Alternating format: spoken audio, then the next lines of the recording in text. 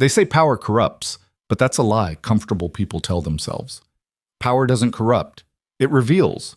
It strips away the pretense, the civility, the masks we wear to pretend we're something other than animals dressed in silk. And when Duke Cedric Thorne walked into the Grand Council chamber that winter morning, every lord, every counselor, every scheming bastard who'd spent months plotting his downfall saw exactly what he was. A predator who'd forgotten how to pretend otherwise. The massive oak doors slammed open with enough force to crack the ancient hinges. Frost clung to his dark coat like battle scars. His boots tracked mud and sleet across marble floors that cost more than most men earned in a lifetime.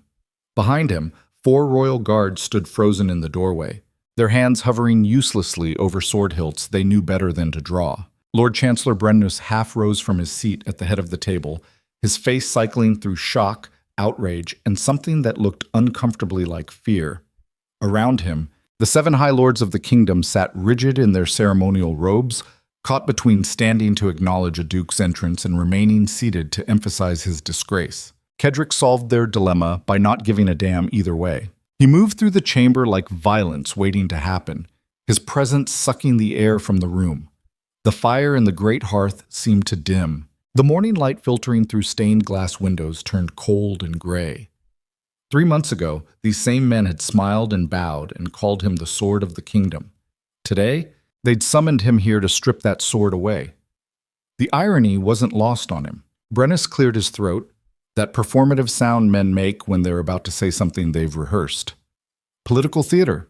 Cedric hated political theater. You want to see how this story ends? How a man built to break things navigates a world that demands he kneel? Then stay with me. Because what happens next isn't just about power or politics or the games nobles play in marble halls. It's about what happens when the monster they created refuses to go quietly into the dark. Lord Chancellor Brennus stood fully now, his ceremonial chain of office catching the firelight, heavy gold links that symbolized the weight of his position. Though Cedric suspected the old bastard's actual burdens amounted to which mistress to visit and which wine to drink. The chain clinked softly as Brennus drew himself up to his full height, which was still a head shorter than Cedric even from across the room. Duke Thorne, the Chancellor began, his voice carrying that particular pitch men use when they want to sound authoritative but are actually terrified. You stand before this council under grave accusations. It has come to our attention. I know why I'm here, Cedric cut him off, his voice flat and cold. His eyes swept the table, cataloging faces. Lord Casimir of the Northern March, fidgeting with his rings. Lady Morgrave of the coastal provinces, her lips pressed into a thin line of disapproval. High Constable Aldrich, who at least had the decency to meet his gaze before looking away. And there, at the far end, Lord Severin Ashford, whose brother Cedric had killed 3 months ago. There it was, the real reason for this farce. The Chancellor's jaw tightened. Then you understand the severity of your position. The unauthorized military action in the borderlands resulted in putting down a rebellion that would have cost this kingdom a third of its territory. Cedric interrupted again. He walked slowly toward the table, watching the way several lords leaned back in their chairs. Good. Let them remember what he was. 2,000 insurgents armed and trained by our enemies across the border. I had intelligence. I had opportunity. I acted. You had orders to wait for council approval, Lord Casimir snapped, his voice cracking slightly. You executed Lord Garrett Ashford without trial, without waiting for you to spend 6 months debating while rebels burned villages? Cedric's smile was sharp enough to draw blood. Garrett Ashford was selling weapons to the insurgents. I found the manifests in his own hand. But sure, let's talk about protocol while the kingdom bleeds. You speak of the kingdom, Lady Morgrave said, her cultured voice dripping with disdain, but you seem to forget that you serve it. You are not above the law, Duke Thorne. No matter how many battles you've won. Cedric stopped at the edge of the table, close enough now that he could see the sweat on Brennus's upper lip, the way Aldrich's hand trembled slightly as he reached for his wine. Close enough that they could see him too. Really see him. The scar that ran from his left eyebrow to his jaw. The permanent damage to his right hand from a sword that had shattered bone, but hadn't stopped him from using that hand to choke the life from its wielder. The eyes that had watched men die and felt nothing resembling mercy. The law, he repeated slowly, as if tasting the word. Tell me, Lord Chancellor, which law matters more? The one that says, I need your permission to defend the realm, or the one that says traitors hang? The silence that followed was thick enough to choke on. Brennus recovered first, though his voice had lost some of its theatrical weight. The council has voted. By majority decision, you are hereby stripped of your military command and placed under house arrest pending a formal inquiry into your actions. Your lands and titles remain intact, but you will surrender your seal and— No. The single word dropped into the chamber like a stone into still water. Brennus blinked. I beg your pardon? I said no. Kedrick leaned forward, planting both hands on the table. The wood creaked under his weight. You want my seal? My command? Come and take it. Lord Casimir shot to his feet. This is treason. This is reality, Kedrick shot back. You think you can strip me of power with a vote? With words on parchment? He laughed, and the sound carried no humor whatsoever. I've spent 15 years bleeding for this kingdom while you people counted your gold and fucked your servants. I've killed more men than most of you have met. I've held the borders while you slept in silk sheets and complained about wine vintages. And now you want to punish me for doing what you were too weak to do yourselves? He pushed off from the table, straightening to his full height. So here's what's going to happen. I'm walking out of this room. I'm returning to my estate. And if any of you have the spine to enforce this little decree, you're welcome to try. But understand something. The soldiers you'll send to arrest me, half of them served under my command. The other half have heard the stories. So ask yourselves how many good men you're willing to lose to make your point. Duke Thorne, Aldrich said quietly, the first time the High Constable had spoken. This isn't the battlefield. We're trying to preserve order here. Order? Kedrick's voice dropped to something dangerous and quiet. You want to talk about order? I brought order to the borderlands with steel and fire because that's the only language some people understand. I brought order to a rebellion that would have seen half of you hanging from your own battlements. And this is how you repay that service? By treating me like a criminal because I didn't wait for your fucking permission? He turned toward the door, then stopped. You know what the real problem is? You're not afraid I acted without orders. You're afraid of what it means that I didn't need your orders. That I'm more effective alone than all of you combined. That the kingdom doesn't actually need this council to survive. The truth of it hung in the air like smoke. Lord Severin Ashford finally spoke, his voice tight with barely controlled rage. You killed my brother. Kedrick looked at him directly for the first time. Your brother was a traitor who sold weapons to insurgents for gold. I gave him the trial he deserved. 3 witnesses, signed manifests, and a sword through the heart. He died faster than the soldiers who burned because of his treachery. You want to call that murder? Fine. But we both know if I'd brought him back here, half of you would have voted to acquit him because he had the right bloodline and the right friends. Severin's hand moved to his sword. Don't, Aldrich warned quietly. Kedrick didn't even tense. Go ahead, he said to Severin. Draw it. Let's settle this like men instead of playing these games. Or are you like your brother? All noble posturing until someone calls your bluff? For a moment, the chamber balanced on the edge of violence. Then Brennus cleared his throat again, louder this time. This council stands by its decision. Guards, escort Duke Thorne from the premises. He is not to return to the capital until summoned. The 4 guards in the doorway shifted uncomfortably. Kedrick smiled at them, and it was a terrible thing to see. Go home, boys. Tell your captain you tried. Tell him I wasn't in a cooperative mood. Tell him whatever you need to tell him, but don't follow me. Not unless you want to find out if the stories are true. The guards looked at each other, looked at the council, looked at Kedrick, then stepped aside. He walked out of the Grand Council chamber without looking back, his boots echoing on marble that would probably bear the muddy tracks of his passage for days. Behind him, he could hear Brennus shouting for the guard captain, Casimir calling him a traitor, Moregrave demanding his immediate arrest. He didn't care. The cold hit him as he stepped outside, but cold had never bothered him. Pain was just sensation. Discomfort was weakness leaving the body. The old mantras from his training days, back when he'd been young enough to believe in honor and duty and all the other lies they fed soldiers to make them die willingly. The capital spread out before him in the gray winter light. Smoke rose from 1,000 chimneys. Merchants hawked their wares in market squares. Noble carriages rattled over cobblestones. Life continuing as it always did, oblivious to the power games played in marble halls. His horse waited where he'd left it, a massive black destrier that matched his mood. The beast snorted as he approached, white breath pluming in the cold air. He swung into the saddle with practiced ease, gathering the reins. The ride back to his estate would take 3 days. 3 days to decide what happened next.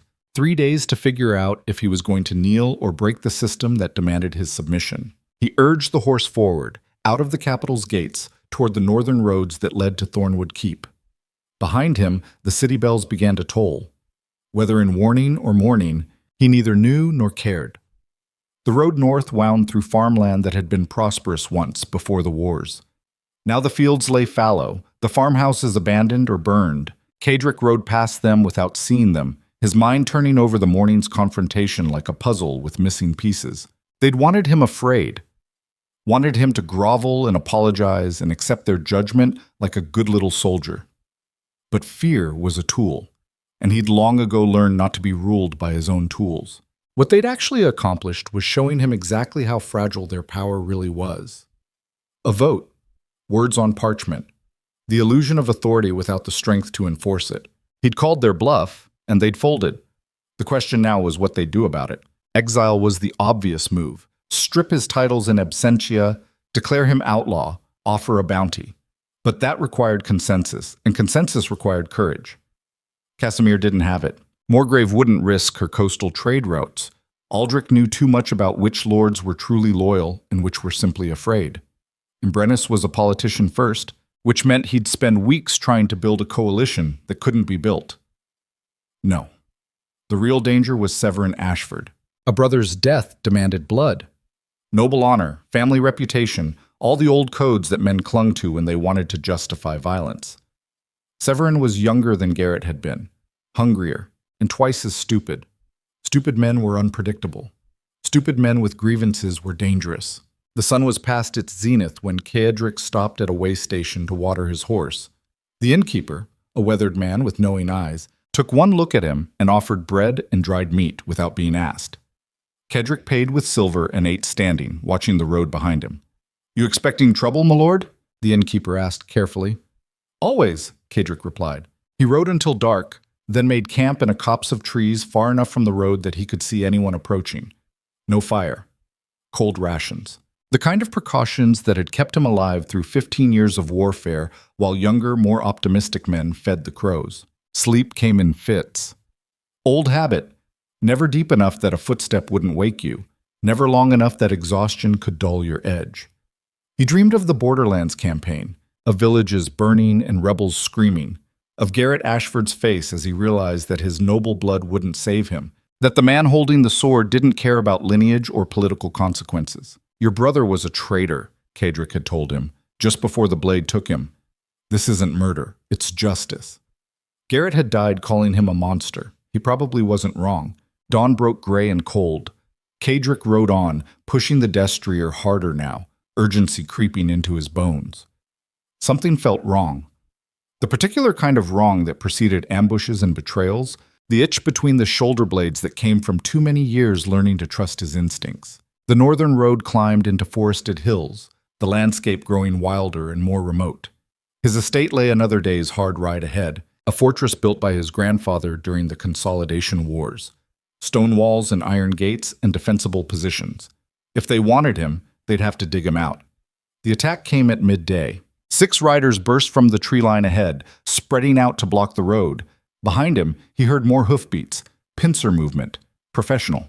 Cadric reined in his horse, one hand dropping to the sword at his hip. The riders ahead wore no colors, no identifying marks. Hired swords, then. Deniable. Severin's work, probably, though Brennus might have found the spine to sanction it.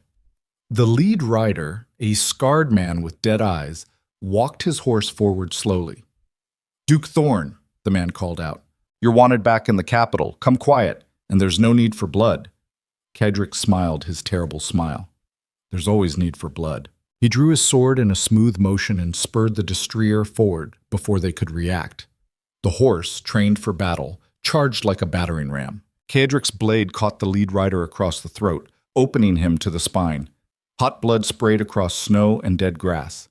Then chaos. Steel rang against steel. Someone screamed. The destrier kicked a horse hard enough to shatter its rider's leg.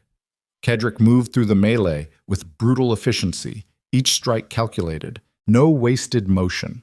A sword deflected, a riposte that took another man in the eye, a backhand slash that opened a third from shoulder to hip.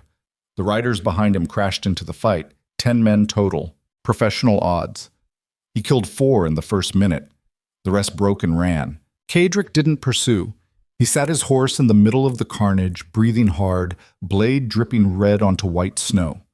Around him, the dying made the sounds dying men always made. Prayers, curses, whimpers for mothers who couldn't save them. He cleaned his sword on a dead man's cloak and sheathed it. One of the wounded was still conscious, clutching at the ruins of his stomach. Kedrick dismounted and crouched beside him. "Who sent you?" The man's eyes were glassy with shock. He tried to speak. Blood bubbled from his lips instead of words. Kedrick gripped the man's jaw, forcing focus. "Who? Sent. You, Lord Severin." The man managed. 10,000 gold. Expensive, Kedrick observed. He must really miss his brother. The man's eyes rolled back. Kedrick stood, wiping his hand on his coat. 10,000 gold for his head. That was serious money, the kind of bounty that would bring every sellsword and desperate fool in the kingdom looking for him. The smart move was to run. Take ship to the continent, disappear into one of the mercenary companies, wait for the political situation to settle, live to fight another day. But Kedrick had never been particularly smart. He remounted and turned the destrier back toward the capital. If Severin wanted war, he'd give him war. But it would be on his terms, in his time, with his rules. The council thought they could control him with votes and decrees.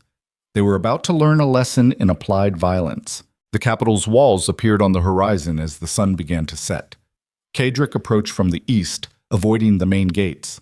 There were ways into every city if you knew where to look and weren't afraid to get dirty. He'd used them before, during the Consolidation Wars when his grandfather had laid siege to this same city. History repeating itself. Another thorn bringing violence to power's doorstep. He stabled his horse at a tavern on the outskirts, paying the owner enough gold that the man wouldn't ask questions. Then he moved through the narrow streets like smoke, hood up, face hidden. The city guards were looking for a duke in noble clothes, not a ghost in dark wool moving through shadows. Severin Ashford's townhouse sat in the merchant quarter, a 3-story monument to new money trying to look like old money.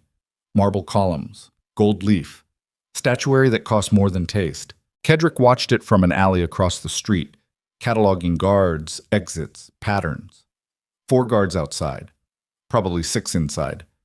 Servants that would scream and run, maybe Severin himself, unless he was smart enough to be somewhere else. Kedrick waited for full dark. Then he went to work. The guards died quietly, knives in the dark, bodies dragged into shadows. The lock on the servants' entrance took 30 seconds. The inside guards took longer because they actually fought back, but surprise and superior skill won out over numbers. He found Severin in the study, drinking wine and reviewing what looked like financial ledgers. The young lord looked up as Kedrick entered, his face cycling through confusion, recognition, and terror in rapid succession. The glass fell from his hand, shattering on expensive marble. You're supposed to be dead." "Disappointing your hired swords, I know," Kedrick said, closing the door behind him. He locked it. "We need to talk." Severin scrambled backward, reaching for a sword that hung decoratively on the wall. Kedrick crossed the room faster, caught his wrist, and slammed him against the bookshelf hard enough to rattle his teeth. 10,000 gold, he said conversationally. "That's a serious bounty. Makes a man wonder if maybe you've got deeper pockets than I thought. Or maybe the council's backing you. Which is it?" "I don't know what you're talking about." Kedrick's hand moved to Severin's throat, squeezing just enough to make breathing difficult. "Wrong answer. Try again." Severin's face turned red, then purple. Kedrick released the pressure slightly. "It was my idea," the young lord gasped. "The bounty. I wanted... You killed my brother." "Your brother was a traitor," Kedrick said flatly. "We've been over this. He was family. And now he's dead." Kedrick's grip tightened again. "Here's what's going to happen. You're going to withdraw the bounty. You're going to tell your friends in the council that pursuing me further is a mistake. And you're going to do it tomorrow, or I'll come back and finish what I started with your bloodline." "You can't. You can't kill me. Guards. Witnesses. Kedrick leaned close enough that Severin could see the absolute absence of mercy in his eyes. Watch me. He released the young lord, who collapsed to the floor gasping. Kedrick walked to the door, paused. Tomorrow, Severin. Make the right choice. He left the same way he'd come, through shadows and silence, past bodies that wouldn't be found until morning. The city slept on, unaware that violence had walked through its streets wearing human skin. Kedrick retrieved his horse and rode north again, this time without pursuit. Behind him, Severin Ashford would be vomiting from fear and adrenaline. Tomorrow he'd tell himself it was a nightmare. The day after, he'd start believing it. And by the end of the week, the bounty would quietly disappear. Problem solved. But as Thornwood Keep's walls finally appeared on the horizon 3 days later, Kedrick felt no satisfaction. Just the hollow emptiness that came from doing what needed to be done and finding no joy in it. The gates opened at his approach. His seneschal, old Marcus, met him in the courtyard with questions in his eyes that he knew better than to voice. "Any messages?" Kedrick asked, dismounting. "3, my lord." Marcus handed him sealed letters. 2 from the council, 1 from... He hesitated. Lady Alara. Kedrick's hand tightened on the letters. Alara. Of course. The woman existed to complicate things. He broke the council seals first. Official demands for his return. Threats of further action. Brennus's flowery language trying to sound authoritative while offering no actual consequences. He threw them in the fire. The 3rd letter he held for a long moment before opening. Kedrick, I heard what happened. I also heard about the ambush on the North Road. I'm assuming you survived since I haven't heard otherwise, but confirmation would be appreciated. The council is fracturing. Brennus wants to negotiate. Casimir wants your head. Morgrave wants the entire situation to disappear. Aldrich is trying to keep everyone from doing something spectacularly stupid. And then there's me, writing letters to a man who kills people for making poor decisions, wondering if maybe I'm making one myself. Come to the Winter Estate. We need to talk. Not as enemies. Not as whatever complicated thing we've been dancing around for the past year. Just 2 people trying to figure out if there's a way through this that doesn't end in more blood. Elara, he read it twice, then threw it in the fire too. Marcus watched him carefully. My lord, prepare the keep for siege, Kedrick said flatly. Full provisions, armed watch. No one in or out without my personal authorization. You think they're coming for you? I think they're going to try. And the Lady Alara's invitation? Kedrick walked toward the keep's entrance, his boots echoing on stone. Declined, because the truth was that Alara represented something more dangerous than the council's threats or Severin's bounty. She represented the possibility that he could be something other than the weapon they'd made him. And that possibility was a weakness he couldn't afford. Not now. Maybe not ever. He climbed the stairs to his study, poured himself wine, and looked out at the lands he'd defended with blood and steel.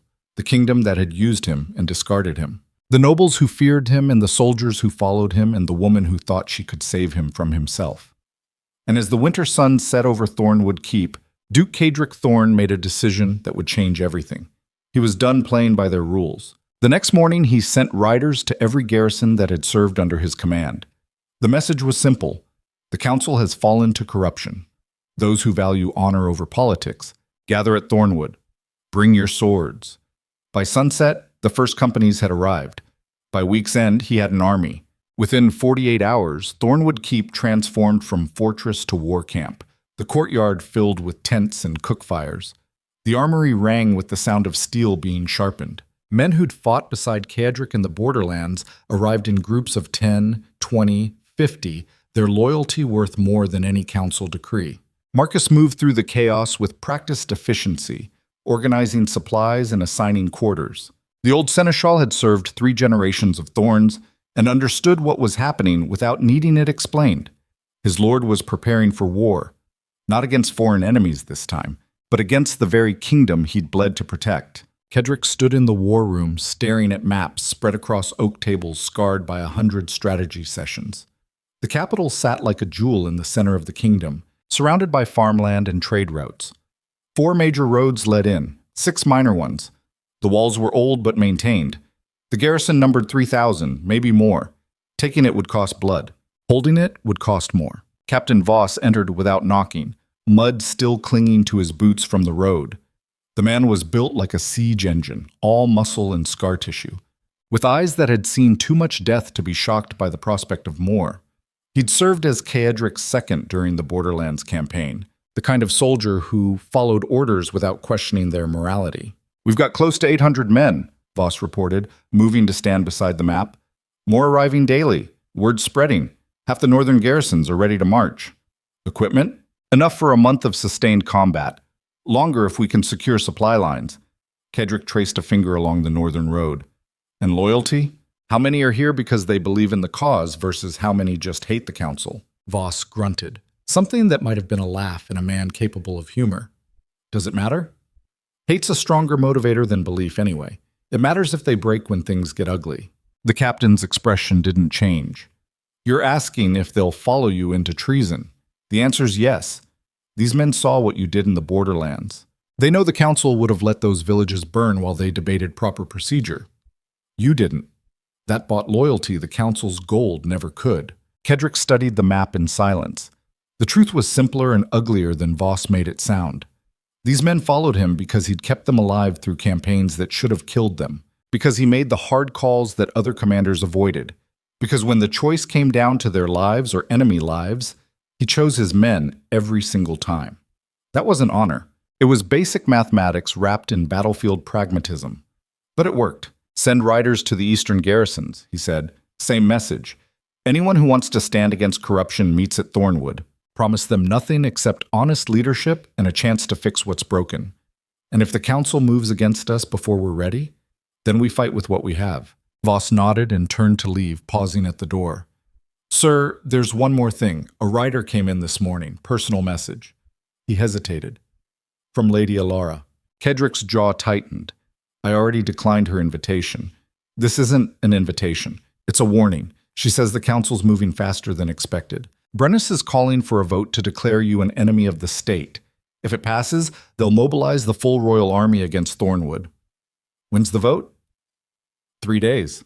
3 days to become a traitor or bend the knee. The council was forcing his hand, probably on Severin's urging. Fear made men impatient. Impatient men made mistakes. But this particular mistake might work in their favor if they pushed hard enough. What else did she say? Voss's expression turned carefully neutral. "She wants to meet. Neutral ground. Says she has information that could change your strategy." "Information or a trap?" The captain shrugged. "With respect, sir, does it matter? If she's genuine, we need what she knows. If she's setting you up, you kill her and send the council a message about the price of betrayal." The cold logic was sound. Brutal, but sound. Yet something in Kaedric resisted the easy calculation. Alara wasn't like the other nobles. She'd proven that during the Consolidation Wars when she'd sided with his grandfather against her own family's interests. Political suicide that she'd somehow survived through sheer competence and carefully maintained alliances. She was dangerous in ways that had nothing to do with swords. "Tell her I'll meet," Kaedric said finally. "Tomorrow at dawn. The old mill outside Crossroads. I choose the location, I choose the time, and if I see more than 3 guards, everyone dies." Voss nodded and left. Kaedric returned to the maps, but his mind wasn't on strategy anymore. It was on a woman with sharp eyes and sharper instincts who'd been complicating his life for the better part of a year. They'd met during a council session, her presenting some trade dispute, him there to report on border security. She'd challenged his assessment in front of the entire assembly, pointing out flaws in his intelligence that no one else had noticed. He'd been furious. She'd been right. That should have been the end of it. A brief embarrassment forgotten by next session. Instead, she'd sought him out afterward, bought him wine, and spent 3 hours dissecting his operational assumptions with the precision of a master tactician. By the time they'd finished, he'd revised half his border deployments, and started seeing her as something other than another scheming noble, which was exactly the kind of weakness that got men killed. The next morning came cold and gray, frost covering the ground like a death shroud. Kaedric rode out with Voss and 20 hand-picked soldiers, leaving Marcus in command of Thornwood. The mill sat 2 hours south, abandoned since the wars, its water wheel frozen solid in ice. They arrived early, securing positions in the surrounding trees. Kaedric dismounted and walked to the mill alone, every sense alert for the ambush he half expected.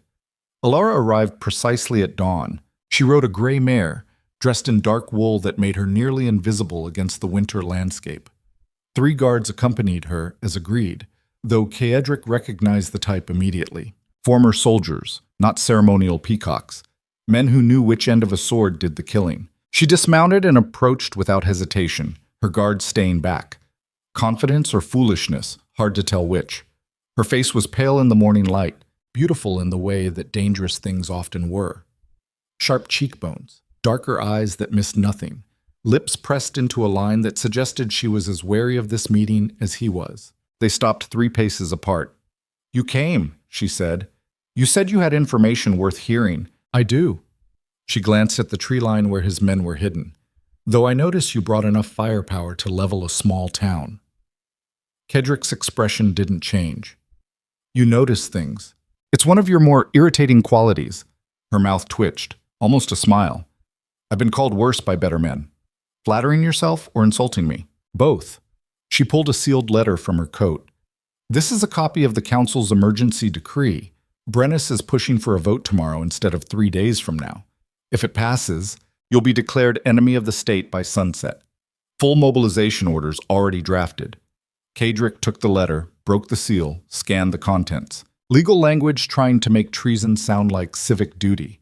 His hands should have been shaking. Instead, they were steady as stone. "You risked a lot bringing me this." "I risk more if I don't." Alar's voice carried an edge he hadn't heard before. "The Council's fracturing, Kaedric. Brennus can't control it anymore. Half the lords want compromise, half want blood. The moderates are being drowned out by extremists on both sides. If this goes to open war, the kingdom tears itself apart. Maybe it needs to." Her eyes flashed. "Don't be stupid. You're a soldier, not a revolutionary. You know what civil war costs. The burned villages, the famine, the plague that follows armies. You saw it during consolidation. You want that again?" "I want a system that doesn't punish competence and reward corruption." Noble sentiment. Also naive as hell. She stepped closer, close enough that he could see the exhaustion in her face. "You think replacing the council with military rule fixes anything? You'd just be trading one set of problems for another. At least my problems would be honest." "Honest tyranny is still tyranny." The words hung between them like drawn blades. Kedric studied her face, looking for the deception he knew had to be there. Nobody risked this much without an angle. But all he saw was genuine concern mixed with frustration and something that looked uncomfortably like fear. "Why do you care?" he asked quietly. "The council's been trying to clip my wings since I returned from the borderlands. You're one of them. This should be good news. I care because I remember what the kingdom looked like during the consolidation wars." She didn't look away. "I was 12 when my family's estate burned. I watched my uncle hang from his own walls because he backed the wrong faction. I spent 2 years living in a refugee camp while nobles played their games and common people starved. And when it finally ended, when your grandfather finally unified the realm, you know what the first thing I thought was? What? Never again." She said it with absolute conviction. Never again would I let the kingdom slide into that chaos. Never again would I stand by while powerful men destroyed everything for pride and ambition. So yes, I'm one of them. I sit in their councils and I play their games because that's how you prevent the next war. By being inside the system, not outside it burning things down. "Pretty speech," Kedric said. "Doesn't change the fact that your system just tried to have me killed. Severin acted alone. The council didn't authorize the bounty. Severin's gold came from somewhere. Nobody spends 10,000 on revenge without backing." Alar's expression tightened. "Fine. You want the truth? Casimir probably helped finance it. Maybe Morgrave too. But that's 3 lords out of 15. The rest are either neutral or actively opposed. You're letting the worst of them define all of them. Because the worst of them are winning," Kaedric shot back. "Your moderates had their chance. They've spent decades debating while the realm rotted. I cleaned up one mess in the borderlands and got labeled a criminal for my trouble. So forgive me if I don't share your faith in peaceful reform. Then what's your alternative? March on the capital? Install yourself as military dictator? Rule through fear until someone eventually puts a knife in your back? If that's what it takes." The admission came out colder than he intended. Alara actually flinched, and he felt something twist in his chest that might have been regret. She recovered quickly, though, her voice dropping to something dangerous and quiet. "You're better than this." "No," Kaedric said flatly. I'm exactly this. The council made me into their weapon, and now they're surprised the weapon won't put itself away when ordered. You want someone noble and pure? Find another hero. I'm just the bastard who's still alive because I was willing to do what nice men couldn't stomach. I don't believe that. Believe what you want doesn't make it less true. Silence settled between them, heavy and uncomfortable. Behind Alara, her guard shifted nervously. In the tree line, Kadrick's men waited for signals that wouldn't come. The moment balanced on a knife's edge. Alara broke first. There's a third option, she said carefully. One that doesn't end in war. I'm listening. Aldrich's been building a coalition. Lords who are sick of the extremists on both sides. He's got maybe 7 votes, possibly 8 if we can convince Lord Theron. That's enough to block the enemy decree and force negotiations. Negotiations with people who want me dead. Negotiations for systemic reform. New rules for military command authorization. Oversight that's actually meaningful instead of theatrical. Corruption tribunals with real teeth. She paused. And a full pardon for the Borderlands action. Kadrick laughed, sharp and bitter. They'll never agree to that. They will if the alternative is you showing up at their gates with an army. Alara's voice hardened. That's the leverage, Kadrick. Not violence. The threat of violence. You've got 800 men and more coming. That's enough to make them terrified without actually having to burn the kingdom down. And if they call the bluff, then we adapt. But right now, this moment, you've got more power than you realize.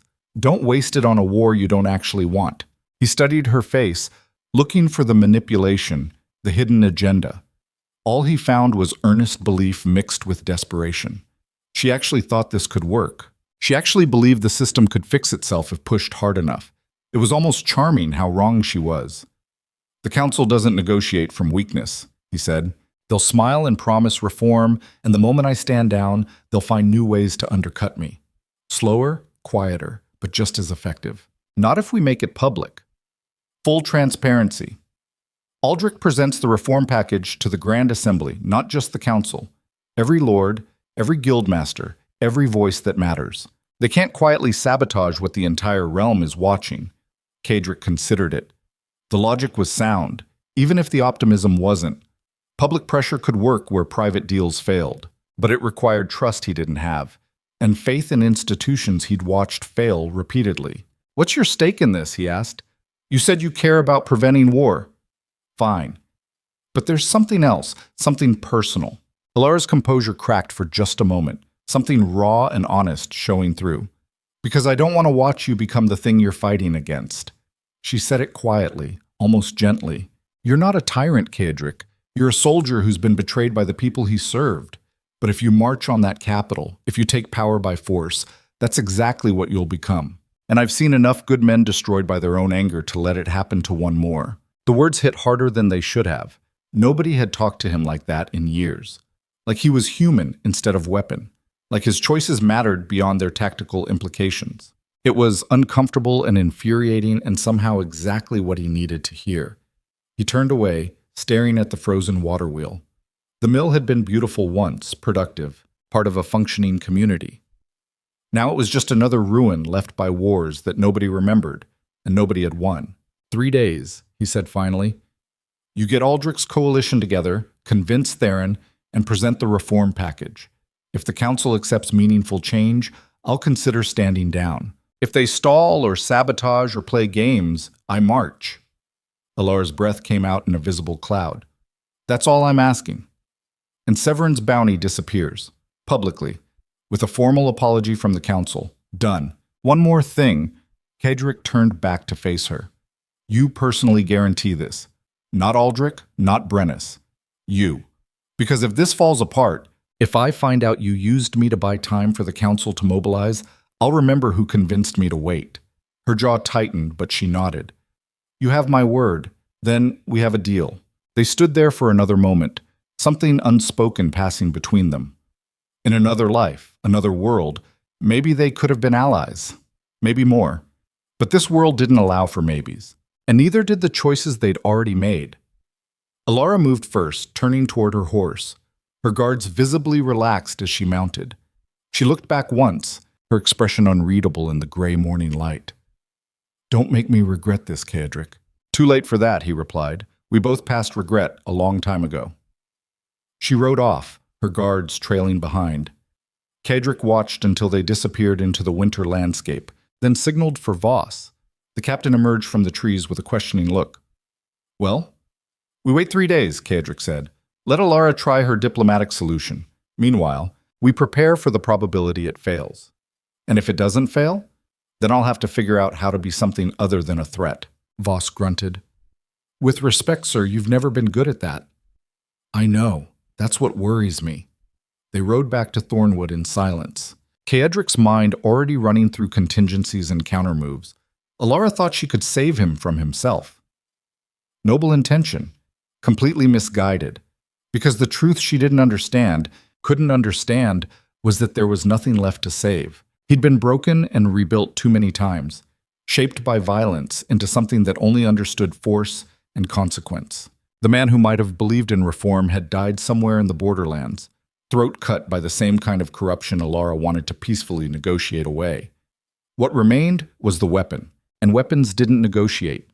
3 days passed like slow torture. Riders came and went from Thornwood, carrying messages Kedrick didn't read, and making promises he didn't believe. Voss drilled the men harder, turning 800 individuals into something resembling an army.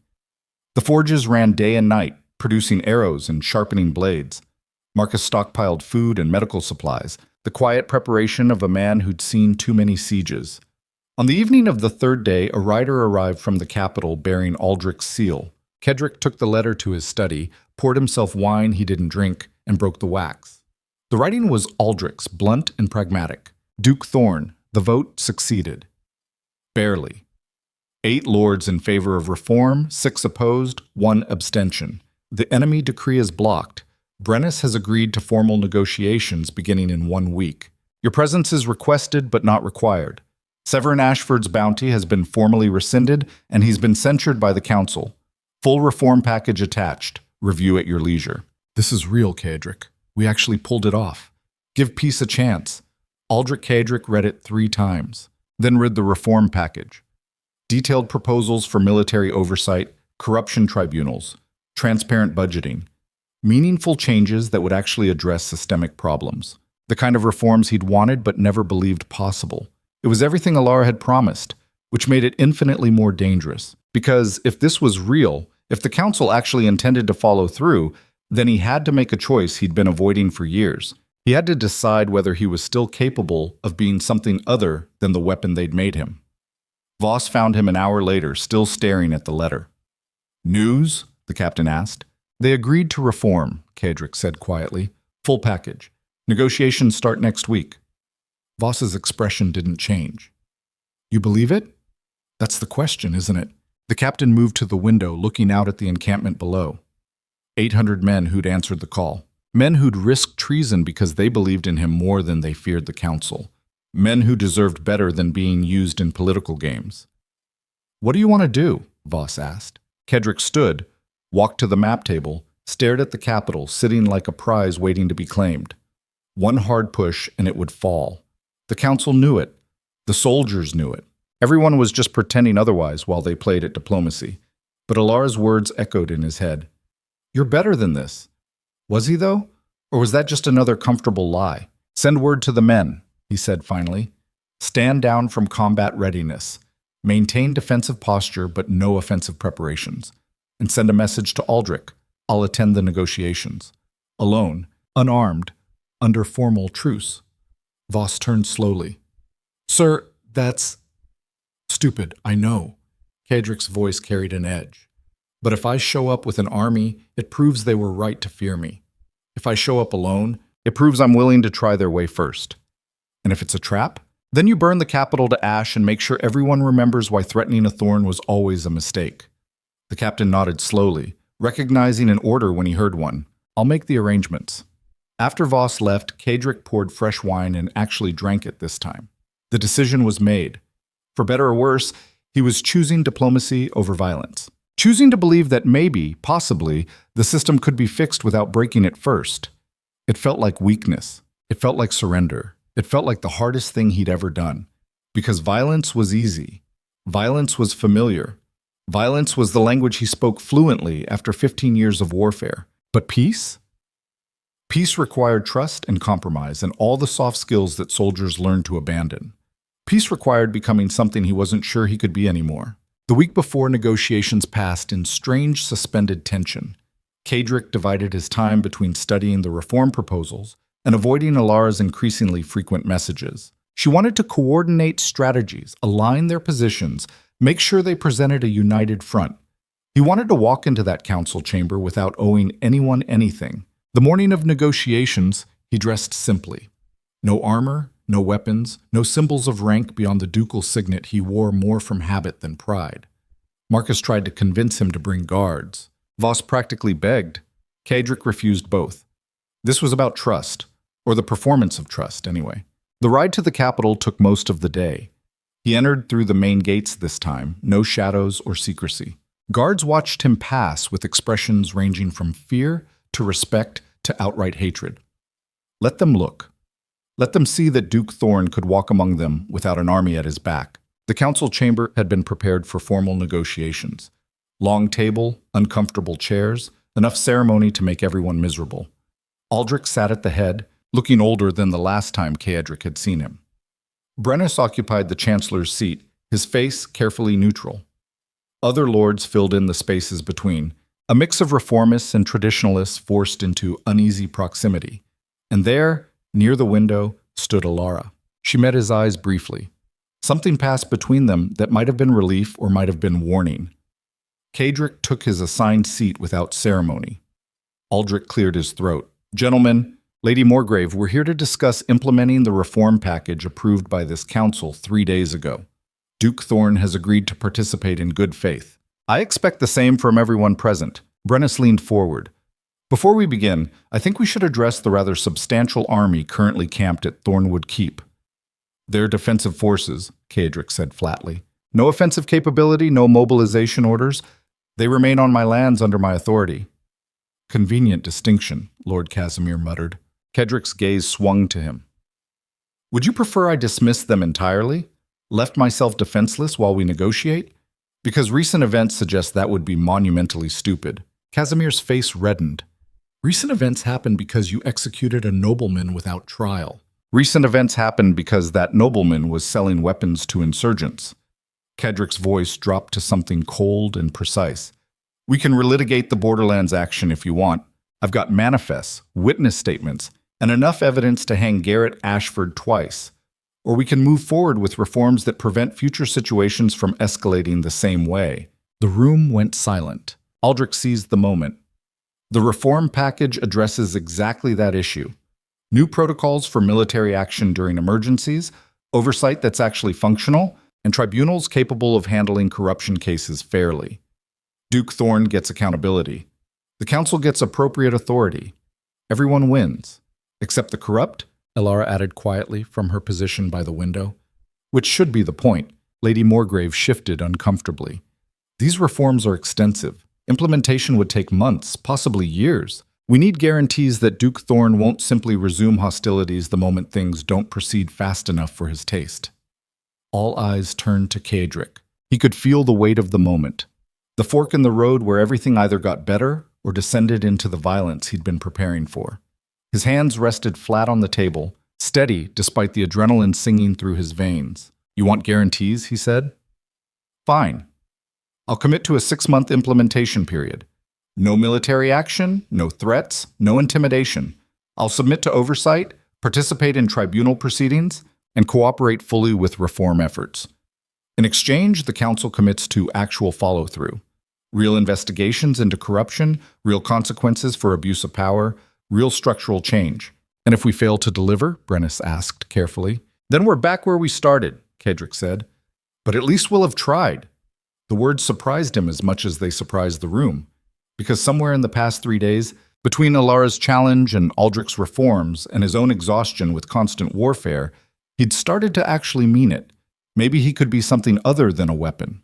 Maybe. The negotiations lasted 6 hours. They argued over language, debated implementation timelines, fought over jurisdiction and authority. Casimir wanted more oversight. Kadric demanded faster corruption trials. Morgrave worried about economic impact. Aldrich mediated like a man trying to herd cats while defusing bombs. But slowly, painfully, they built something resembling agreement. By sunset, they had a framework. Not perfect, not everything Kaedric wanted, but real, tangible. A structure that could actually address systemic problems instead of just painting over them. Brennus called for a vote. The reform implementation passed 9-6. Kaedric felt something strange and unfamiliar settle in his chest. It took him a moment to recognize it as hope. Dangerous, fragile hope that maybe the kingdom could fix itself without burning down first. The council adjourned. Lords filed out in clusters, already forming new alliances around the changed reality. Aldrich caught Kaedric's arm as he stood. "You did well today," the High Constable said quietly. "Showed restraint I wasn't sure you had." "Don't get used to it," Kaedric replied. "But thank you." Aldrich nodded and moved on, leaving Kaedric alone in the emptying chamber. Except he wasn't alone. Elara stood by the window still, watching the sunset paint the capital in shades of red and gold. She didn't turn as he approached, but her posture shifted slightly. Acknowledgement without invitation. He stopped beside her, looking out at the same view. "You were right," he said quietly. "About which part?" "All of it. The reforms, the negotiations, the possibility that violence wasn't the only option." She turned to look at him then, her expression unreadable in the fading light. "I'm glad you listened. I'm glad you were worth listening to." Something shifted in her eyes, the careful political mask slipping to reveal genuine emotion underneath. Relief, yes, but also something warmer, more complicated. "What happens now?" she asked. "Now I go back to Thornwood, disband most of the army, keep a defensive force, and try to figure out how to be a duke instead of a warlord. That's a good start. It's terrifying is what it is." He said it quietly, honestly. "I'm good at breaking things, Elara, not building them. Then learn." She turned to face him fully now. "You learned warfare. You can learn statecraft. You learn to survive. You can learn to lead. It's just another skill set, one I never wanted, but one you need." Her hand moved, almost touching his arm before falling back. "The kingdom needs it. I need it."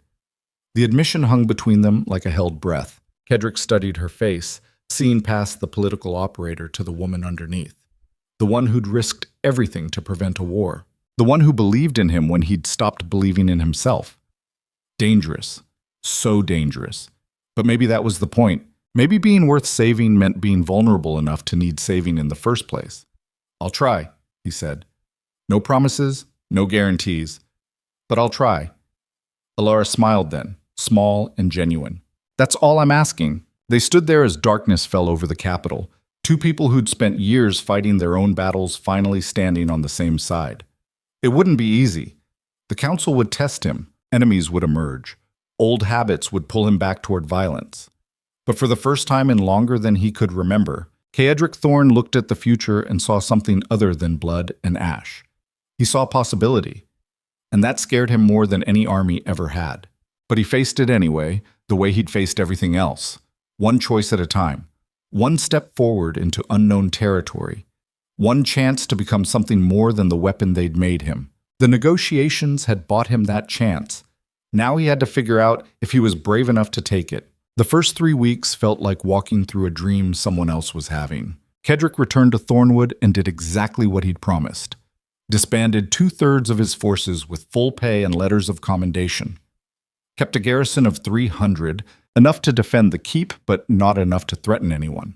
Sent weekly reports to Aldrich detailing troop movements, expenditures, compliance with the new protocols. The kind of bureaucratic performance he'd always despised, but now enacted with methodical precision. Because this was what peace looked like. Paperwork and process, and proving yourself trustworthy to people who had every reason to doubt you. It felt like dying slowly. Marcus watched him with quiet concern, the old seneschal recognizing the signs of a predator forced into domestication. Voss grew restless, drilling the remaining men harder than necessary, the violence they'd prepared for finding no outlet. Even the keep itself seemed to settle into something quieter, the war drums replaced by administrative routine. Kaedric threw himself into the work anyway, reviewed the corruption tribunal procedures, studied oversight protocols until his eyes burned, met with minor lords who'd previously avoided Thornwood, demonstrating that Duke Thorn could conduct business without threats or intimidation. The performance was exhausting, but it was working. Aldrich's reports from the capital spoke of progress. 3 corruption cases already moving through the new tribunal system. Military authorization protocols being tested and refined. Even Brennus seemed committed to making the reforms stick, probably because the alternative meant civil war, and nobody wanted that on their legacy. Elara wrote twice a week, her letters mixing political updates with something more personal, observations about his progress, encouragement when the bureaucracy ground him down, small insights into her own struggles navigating the council's shifting dynamics. He found himself reading those letters multiple times, analyzing them for subtext the way he'd once analyzed battlefield intelligence, looking for reasons to trust what he was feeling, because somewhere in the process of becoming something other than a weapon, he'd started to care about the woman who'd believed he could change. Dangerous territory, the kind that got soldiers killed when they lost focus. But he couldn't seem to stop. On the 23rd day, a rider arrived from the capital bearing Elara's seal. Cedric opened it expecting another political update. Instead, he found an invitation. Cedric, the winter festival begins in 3 days. The council is hosting a formal celebration to mark the successful implementation of the first reform phase. Your presence would send a powerful message about unity and forward progress. Also, I'd like to see you, not the Duke. You. Consider coming, Elara. He read it 3 times, then showed it to Voss during their evening meeting. The captain's expression was carefully neutral. You planning to go? Probably shouldn't. That's not what I asked. Cedric set the letter down, staring at maps that no longer showed invasion routes, just administrative boundaries and trade corridors. I don't belong in that world, Voss. The formal celebrations, the political theater. I'm good at breaking things, not dancing through them. You're good at whatever you decide to be good at, Voss said bluntly. Question is whether you want to try. The honest answer was complicated. Part of him wanted nothing more than to see Elara again, to test whether the connection he felt through letters translated to reality. Part of him recognized the strategic value of appearing at the festival, demonstrating his commitment to the new order. And part of him, the part that had kept him alive through 15 years of warfare, screamed that walking into the capital during a celebration was asking to get a knife in the ribs. Trust was a luxury soldiers couldn't afford, but he wasn't just a soldier anymore, or he was trying not to be. Send word that I'll attend, he said finally. Small retinue, ceremonial weapons only. And Voss, you're coming with me. The captain nodded. Wouldn't miss it. 3 days later, they rode for the capital under gray winter skies. Cedric wore formal attire that felt like a costume, dark velvet and silver trim that marked him as duke rather than warrior. The ceremonial sword at his hip was sharp enough to kill, but weighted wrong for real combat. A symbol, not a tool. He hated everything about it. The capital had transformed for the festival. Banners hung from every building, bright colors fighting against the winter gloom. Market stalls sold spiced wine and roasted meats. Musicians played on street corners while children ran through the crowds. Life continuing despite the political upheaval, or maybe because of it. People celebrating the absence of war, the way they never celebrated its presence. The palace stood at the heart of it all, lit by 1,000 torches that turned its stone walls golden. Guards at the entrance wore ceremonial armor polished to mirror brightness. Inside, the great hall overflowed with nobles dressed in silks and jewels. The kingdom's elite gathered to congratulate themselves on avoiding catastrophe. Cedric walked through it, feeling like he'd stepped into foreign territory. Aldrich found him first, the high constable looking more relaxed than Cedric had ever seen him. The old man actually smiled, which was unsettling. Duke Thorn, you came. Excellent. Your presence tonight sends exactly the message we need. He lowered his voice. Between you and me, half these people are still terrified you'll change your mind and burn the place down. Showing up unarmed proves otherwise. I brought a sword, Cedric pointed out. Ceremonial doesn't count. Aldrich clapped him on the shoulder. Enjoy yourself. Try not to scowl at everyone. And if you see Lady Elara, do dance with her. The rumor mill's been working overtime speculating about your correspondence. Cedric's jaw tightened. We're not... I know what you're not, Aldrich interrupted, still smiling. I also know what you could be if you stopped being so damn cautious. Give it some thought. The High Constable moved off to greet other guests, leaving Cedric standing alone in a sea of celebration. Voss had positioned himself near the exits, professional paranoia on full display. Smart man. Never trust a party you couldn't fight your way out of. Kedrick moved through the crowd, accepting congratulations from lords who'd wanted him dead a month ago. The hypocrisy was stunning but expected. Politics didn't require sincerity, just performance. He performed adequately, saying the right words without meaning any of them. Then he saw her. Alara stood near the musicians, dressed in deep blue silk that made her look like winter given human form. She was listening to Lord Casimir, her expression politely attentive, while her eyes suggested she'd rather be anywhere else. As if sensing his gaze, she looked up. Their eyes met across the crowded hall. She excused herself from Casimir with practiced grace and moved toward Kaedric with the kind of determination that made lesser men nervous.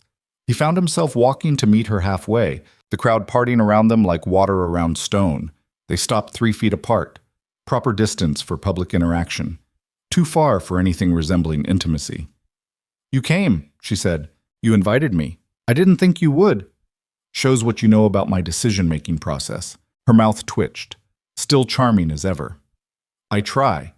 The conversation was nothing surface-level pleasantries, but underneath ran currents of everything unsaid, weeks of letters, shared risks. The strange pull between two people who'd learned to trust each other despite every instinct screaming otherwise. "Dance with me," Alara said suddenly. "I don't dance." "You're about to learn." She took his hand before he could protest, leading him to the floor where other couples moved through formal patterns. The musicians shifted to a slower piece, something with enough structure that even someone as clumsy as Kaedric could fake competence. Her hand settled on his shoulder. His found her waist. They moved awkwardly at first, him counting steps while trying not to crush her feet. "Relax," she murmured. "You've survived worse than a waltz." "Debatable." She laughed, soft and genuine. "This is nice. Seeing you here, seeing you try. Don't get used to it. Too late." They moved through the music in silence for a moment, close enough that he could smell whatever scent she wore, something subtle that reminded him of winter gardens and dangerous choices. Around them, other dancers pretended not to stare while absolutely staring. The Duke and the lady dancing like the world wasn't built on violence and compromise. Kaedric felt something shift in his chest, the walls he'd built so carefully starting to crack. "This is what it could be like," Alara said quietly, "if we let it." "What?" "Peace. Progress. Something resembling normal." She looked up at him, her eyes serious. "You don't have to be the weapon anymore, Kaedric. You could just be a man." The words hit like physical blows. Want and fear tangled together until he couldn't separate them. Because she was right. This could be his life. Formal celebrations instead of battlefields. Political negotiations instead of combat. A future that didn't end in blood. And her. This woman who saw past the violence to whatever remained underneath. It was terrifying. It was tempting. It was... The explosion shattered the moment. Fire and force erupted from the eastern wing of the palace, the concussive waves strong enough to knock dancers off their feet. Glass shattered. Screams filled the hall. Kaedric's combat instincts kicked in before conscious thought, his body moving to cover Alara as debris rained down around them. The music stopped. Chaos erupted. Guards rushed toward the blast site, while nobles fled in the opposite direction, trampling each other in panic. Smoke poured through the doorways, thick and black and wrong. Kaedric pulled Alara upright, checking her for injuries even as his mind catalogued the tactical situation. "Stay with me," he ordered, already moving toward where Voss had been stationed. The captain materialized from the smoke, sword drawn, his face grim. "Coordinated attack," he reported. "Multiple entry points. I count at least 20 hostiles, maybe more. Professional operation." "Targets?" Kaedric's blood turned to ice. "Get the council out," he snapped at Voss. "Use the eastern passage and get Lady Alara to safety." "I'm not leaving," Alara started. "Yes, you are." He gripped her shoulders hard enough to bruise. "This isn't negotiable. Go with Voss, get to safety, and stay there." Another explosion rocked the palace, closer this time. Structural support gave way somewhere overhead with a groan of tortured stone. Kaedric didn't wait for her agreement. He shoved Alara toward Voss, drew his ceremonial sword, and moved toward the throne room where the council had been assembled before the celebration. If this was a coordinated strike on leadership, that's where the real fight would be. The corridors were hell. Smoke reduced visibility to a few feet. Bodies littered the floor, guards and guests cut down in the initial assault. Kaedric moved through it with brutal efficiency. The ceremonial blade inadequate but functional enough. Two attackers came at him from a side passage. He killed the first with a thrust through the throat, the second with a pommel strike that caved in the man's skull. No mercy, no hesitation. The weapon they'd tried to retire snapping back to full lethality. The throne room doors hung open, shattered by explosives. Inside, the scene was carnage. Lord Casimir lay dead, throat opened. Lady Morgrave bled out from stomach wounds, her expensive dress soaked crimson. 4 guards fought desperately against twice as many attackers, losing ground with every passing second. And in the center of it all, surrounded by bodies and holding a blade to Brennus's throat, stood Lord Severin Ashford. The young lord looked up as Ceadric entered, his face twisted with triumph and rage. "Duke Thorn!" Severin called out, his voice carrying over the sounds of combat. "So good of you to join us. I was hoping you'd survive long enough to see this." Ceadric assessed the situation in seconds. 6 attackers between him and Severin, 4 guards on his side but exhausted and wounded, Brennus bleeding from a head wound but still alive. Bad odds, but not impossible. "What's the point of this, Severin?" he called back, moving slowly into the room. "You wanted revenge for your brother? Fine, come take it." But these people had nothing to do with Garrett's treason. Severin's laugh was sharp and broken. "This isn't about revenge anymore. This is about showing the kingdom what happens when they trust reformers and fools. You think your peace actually changed anything? All you did was make us weaker while our enemies watched and waited. Who's we?" Severin's smile was terrible. "Those of us who understand that strength is the only language that matters. That your grandfather was right during the Consolidation Wars when he purged the realm of weakness. That the Council's reforms are just surrender dressed in prettier words." Realization hit Ceadric like cold water. This wasn't just Severin's revenge. This was a coup. A faction of extremists using the festival as cover to eliminate reformist leadership and seize control. And they'd timed it perfectly, waiting until Ceadric had stood down his army and committed to peace.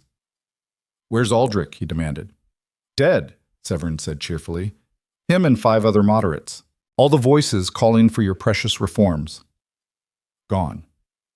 And when the smoke clears, the surviving council will vote emergency powers to those of us strong enough to restore order." The attackers advanced as Severin spoke, forming a tightening circle.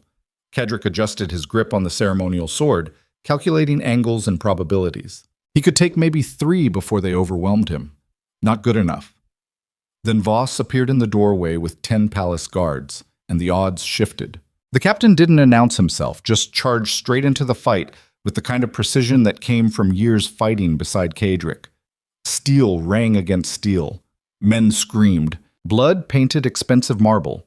Ceadric used the chaos to close on Severin, cutting through 2 attackers with strikes that reopened old muscle memory. The ceremonial blade shattered against armor on the second kill, leaving him with 8 inches of jagged steel. Better. Severin saw him coming and panicked, dragging Brennus backward. The Chancellor wheezed in pain, barely conscious. "Stay back," Severin warned. "Come closer and I'll open his throat." Ceadric didn't slow. "Do it. See what happens." The young lord's eyes widened. "You're bluffing. Test me." For a moment, Severin's conviction wavered. In that moment, Ceadric struck. He threw the broken blade with enough force to embed it in Severin's shoulder. The young lord screamed, his grip on Brennus loosening. Ceadric closed the distance, caught the falling chancellor, and delivered a punch to Severin's face that shattered bone. Severin went down hard. The remaining attackers saw their leader fall and broke. Some tried to flee. Some fought to the death.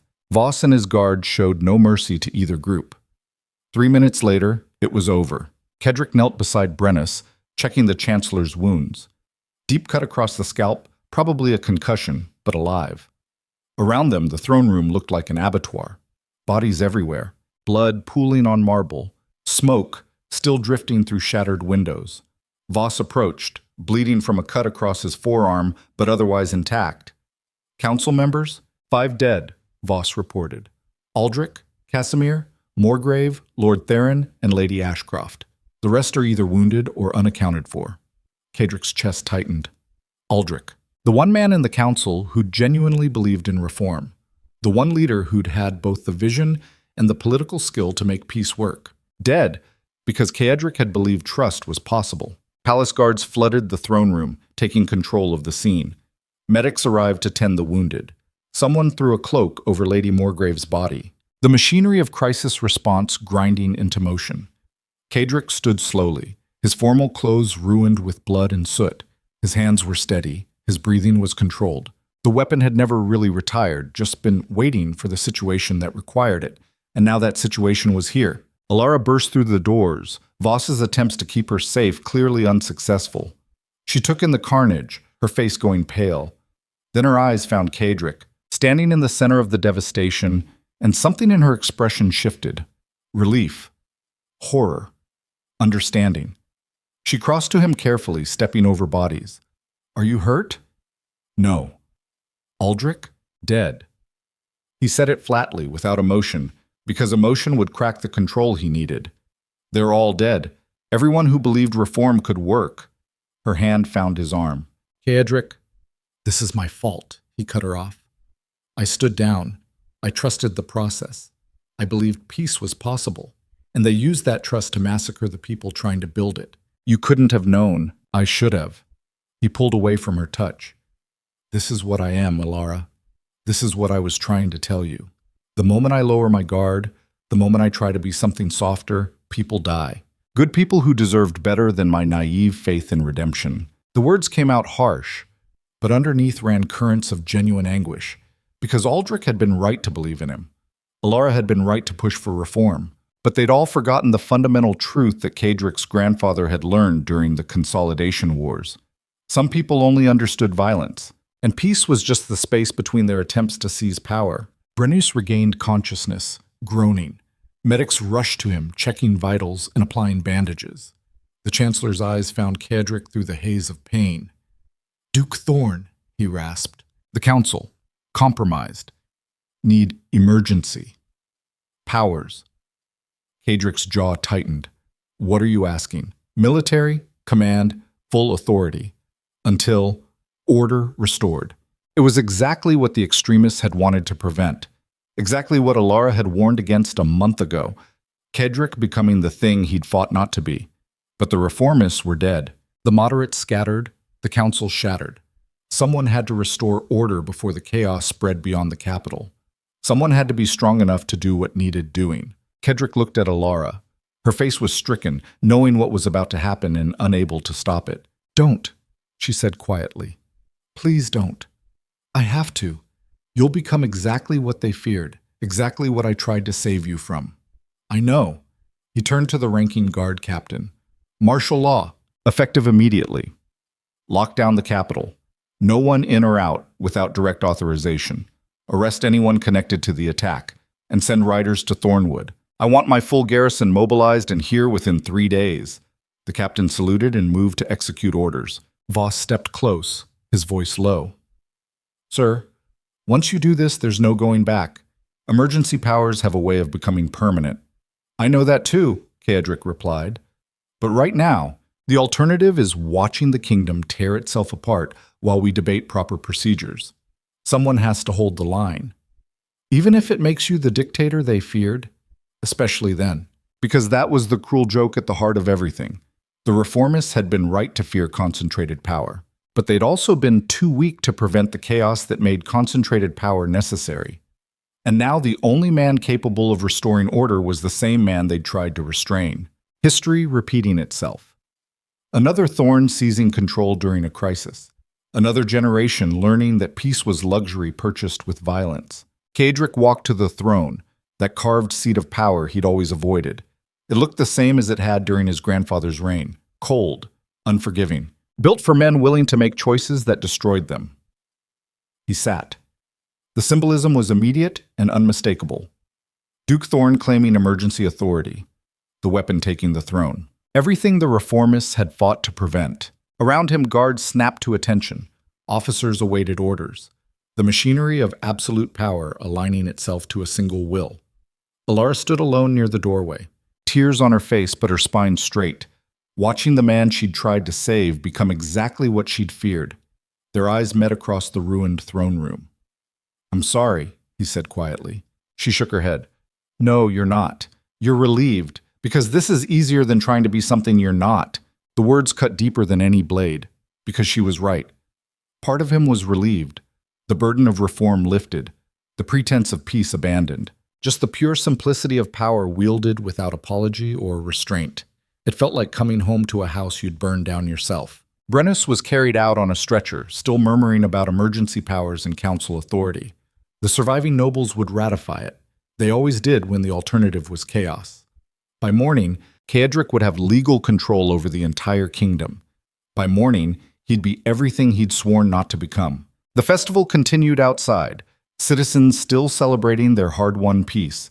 Within hours, they'd learn the truth, that peace had died in fire and blood, that the duke they'd feared had claimed absolute power, that the future they'd hoped for was ashes. Ceadric sat alone on the throne as dawn broke over the capital, painting the sky in shades of red that looked uncomfortably like blood. Voss remained nearby, silent and steady. The captain understood, had probably always understood, that men like Ceadric couldn't be reformed, couldn't be saved, couldn't be anything except what violence had made them. The only question now was what he'd build with the power he'd seized. Another tyranny dressed in prettier words? Or something that actually protected the kingdom from itself? He didn't know, but he had absolute authority to find out, and that terrified him more than any battlefield ever had. The first week of martial law turned the capital into a fortress prison. Ceadric's garrison from Thornwood arrived within 2 days, seasoned soldiers who understood orders and didn't ask questions. They reinforced the city gates, established checkpoints on every major street, and began the systematic process of rooting out anyone connected to the coup attempt. The arrests came in waves. Minor nobles who'd funded Severin's conspiracy, merchants who'd supplied the explosives, guards who'd looked the other way during the attack. The interrogations were thorough, the confessions extracted without apology. By the third day, bodies hung from the palace walls, traitors swaying in the winter wind as warnings to anyone else considering rebellion. Ceadric watched from the throne room window, his face expressionless, while scribes recorded each execution for the official record. Legal, documented, absolute. This was what order looked like when you stripped away the pretense. Voss handled most of the operational details, his efficiency terrifying in its precision. The captain understood what Ceadric needed without being told. Swift justice that looked like strength, public displays that reinforced authority. The kind of brutal clarity that prevented further chaos by making the cost of resistance absolutely clear. The surviving council members ratified his emergency powers unanimously. Fear was an excellent motivator. Brennus recovered enough to resume his duties, though the chancellor moved carefully around Ceadric now. The old man had wanted military authority to restore order, but he hadn't expected the duke to wield it with such ruthless competence. None of them had. They'd forgotten what Ceadric was beneath the attempt at reform. Now they remembered. The city fell silent under occupation. Markets operated under guard supervision. Taverns closed at sunset. Citizens moved through streets with their heads down, avoiding eye contact with patrols. The celebration of peace replaced by the reality of security purchased through intimidation. Ceadric told himself it was necessary. Temporary measures until stability returned. The same lies every tyrant told themselves while building monuments to their own control. But at night, alone in chambers too large for one person, he could admit the truth. He'd failed. Failed Aldrich, who'd believed reform was possible. Failed the kingdom, which deserved better than another strong man claiming absolute authority. Failed himself by proving that the weapon couldn't be retired no matter how hard he tried. And failed Alara most of all. She came to him on the 8th day. Ceadric was reviewing tribunal reports when guards announced her presence. He almost sent her away. Almost claimed he was too busy with governance to see visitors. But cowardice had never been his weakness, so he stood and faced the door as she entered. She looked thinner than a week ago, exhausted. Her formal dress replaced by simple wool, her hair pulled back severely. The kind of appearance that suggested someone who'd stopped caring about politics and started caring about survival. They stood on opposite sides of the war table that had replaced his desk. "You've been busy," she said quietly. Ceadric gestured at the reports. 47 arrests, 23 executions, 14 still under interrogation. The conspiracy ran deeper than Severin's immediate circle. "I know. I've been watching the bodies accumulate." Her tone carried no judgment, which was somehow worse than accusation. Just flat observation of fact. "Say what you came to say, Alara," She moved closer to the table, her fingers tracing the edge of a map showing patrol routes through the capital. I came to ask if you're done yet. With the arrests? With becoming what you swore you wouldn't. The words landed like physical blows. Kadrick's jaw tightened, but he kept his voice level. I'm doing what's necessary to prevent complete collapse. The kingdom was hours from civil war when I took control, and now it's hours from becoming a dictatorship. She looked up at him finally. You've seized absolute power, Kadrick. You've executed nobles without trial. You've suspended council authority and imposed martial law. Tell me how that's different from what your grandfather did during consolidation. My grandfather unified a fractured realm by drowning it in blood first. Alara's voice hardened. And you're following the same path, telling yourself it's temporary, telling yourself you'll step down once order is restored. But we both know that's a lie. Because there's always another threat, always another conspiracy, always another reason to hold on to power just a little longer. The accuracy of her assessment cut deep. What would you have me do? He demanded. Hand authority back to the same council that couldn't prevent a massacre? Trust that the extremists won't try again the moment I lower my guard? I'd have you remember why you tried to change in the first place. She stepped around the table, close enough now that he could see the tears she was fighting. You wanted to be more than a weapon. You wanted to prove that strength could serve something other than violence. And for a few weeks, you actually succeeded. Until reality reminded me what happens when soldiers play at politics. No. Alara's voice dropped to something fierce and raw. Until you got scared. Scared that peace might actually work.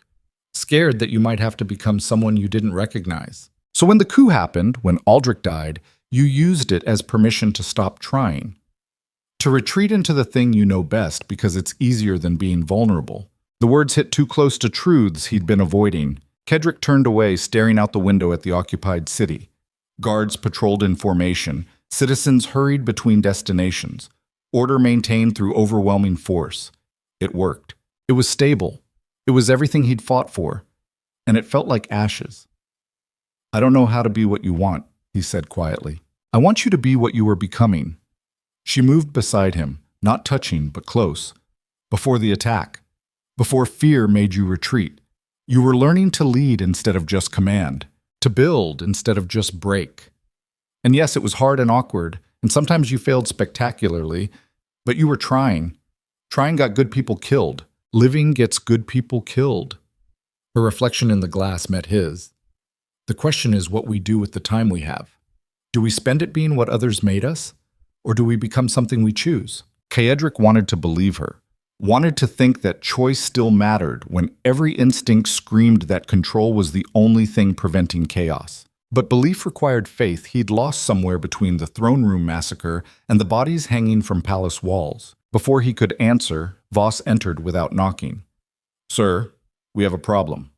The captain's expression was grim enough that Kaedric's combat instincts immediately sharpened. He turned from the window, from Alara, back into the role that fit like broken glass. Report. Eastern Garrison just sent word. Lord Hadrian's mobilizing his private army. Claims he's marching to liberate the capital from tyranny. Kaedric's blood went cold. Hadrian. One of the council's most powerful lords, controlling territory that bordered 3 other provinces. If he moved against the capital, others might follow. The fragile stability maintained through martial law could shatter into actual civil war. Numbers? 2,000 men, possibly 3. Well-equipped, well-trained. He'll reach the capital in 5 days if he maintains current pace. Alara's face had gone pale. Hadrian was one of Aldrich's allies, one of the reformists. Who's now convinced I'm the greater threat than the extremists who killed his friends. Kaedric finished the thought. He looked at Voss. Our strength? Garrison here numbers 800. We could recall forces from the border, but that leaves us vulnerable to external threats. So we're outnumbered 3-1 by an enemy who thinks they're fighting for justice. Kaedric's mind raced through scenarios. Can we negotiate? Voss shook his head. Hadrian's demands are simple. You step down, face trial for seizing power, and the council returns to full authority. Which means execution, Alara said quietly. They'll call it justice, but it's revenge for the martial law crackdown. Kaedric walked to the map table, studying the eastern approaches. Hadrian would come through the Thornwood Pass, the same route Kaedric had used. Open terrain for the first 3 days, then narrow approaches where numbers mattered less than position. We can hold the pass, he said. Defensive positions, concentrated firepower. Make him bleed for every mile. And when he breaks through anyway? Voss asked. Because he will. 3,000 against 800, even with terrain advantage, the math doesn't work. Then we make the cost high enough that he reconsiders. That's not a strategy. That's a death wish. Maybe. Kadrick's voice was flat. But it's the only option that doesn't involve surrendering to execution or fleeing the kingdom. There's another option, Alara said. Both men looked at her. She stepped to the map, her finger tracing routes through the southern territories. Lord Castellan and Lady Vera both opposed the extremist coup. They're reformists who believe in the system. If we can convince them that you're not the enemy, that you're willing to transition back to council authority, they might intervene on your behalf. Why would they trust me? Kedrick asked. I just spent a week executing nobles and consolidating power, because you also saved Brennus and prevented total collapse. Because the alternative is Hadrian marching on the capital and potentially triggering wider conflict, and because, she met his eyes directly, you're willing to prove your intentions by actually stepping down. The suggestion hung in the air like drawn steel. Voss's expression was carefully blank. Sir, that's political suicide, Kadrick finished. Possibly literal suicide if Hadrian's allies decide to try me anyway. But it's the only path that doesn't end in more bloodshed, Alara pressed. You mobilize to defend the pass, show strength to make Hadrian cautious. Meanwhile, I ride to Castellan and Vera with a proposal. You'll relinquish emergency powers and submit to a reform council in exchange for guaranteed fair trial and structural reforms that prevent future coups. And if they refuse, then you fight. But at least you tried the peaceful solution first. Kadrick studied the map, seeing all the ways this could go wrong. Hadrian might not stop for negotiations. Castellan might refuse to intervene. The council might vote for execution regardless. Every variable pointed toward failure. But the alternative was definite war, definite casualties. Definite proof that Alara had been right about him retreating into violence because it was easier than being vulnerable. He looked at Voss. How long to fortify the pass? 3 days if we move immediately. Another day to fully staff defensive positions. That gives us 4 days before Hadrian arrives. Kadrick turned to Alara. How fast can you reach Castellan? 2 days, hard ride. 1 more to Vera if Castellan agrees. So we gamble everything on you convincing 2 lords to trust the man who just declared martial law. His laugh was sharp. That's insane. Yes. Alara's voice was steady. But so was trying to reform in the first place. So was believing you could be more than what they made you. You've done insane things before, usually while killing people. Maybe it's time to do something insane while saving them instead. The logic was flawed and optimistic and completely counter to every tactical instinct Kadrick had developed. It required trusting people he didn't know, giving up control he'd just seized, and betting the kingdom's stability on the possibility that mercy might trump vengeance. It was everything he'd tried to become before the coup shattered that attempt. Fine, he said. You ride to Castellan at dawn. I'll mobilize to the pass and make Hadrian think twice about advancing. But Alara, if this doesn't work, if they refuse or Hadrian marches anyway, I'm not going quietly. I wouldn't expect you to. Voss cleared his throat. Sir, I need to say this. Giving up emergency powers while facing a hostile army is tactically insane. You'll be vulnerable to both external attack and internal betrayal. The men won't understand. Hell, I barely understand. Kadrick met his captain's eyes. You understand that sometimes the only way to win is to stop fighting. This is one of those times. Or it's surrender dressed in prettier words. Maybe. But I'm tired of being what fear made me. If I'm going to fall, I'd rather it be while trying to be something better. The admission cost him. Cost more than he'd expected. Because it meant accepting that Alara had been right all along. That the weapon could be retired. That choice mattered more than control. That being vulnerable was its own kind of strength. Voss nodded slowly. Acceptance, if not agreement. I'll mobilize the garrison. We move at first light. The captain left, already mentally organizing logistics. Alara remained, standing close enough that Kadrick could see the hope warring with fear in her expression. You're really going to do this, she said. I'm really going to try. What changed? You did. He said it simply, honestly. You kept believing I could be more than violence even when I stopped believing it myself. So either you're right and this works, or you're wrong, and we both die. But at least we'll know. That's not reassuring. It wasn't meant to be. She smiled then, small and sad and genuine.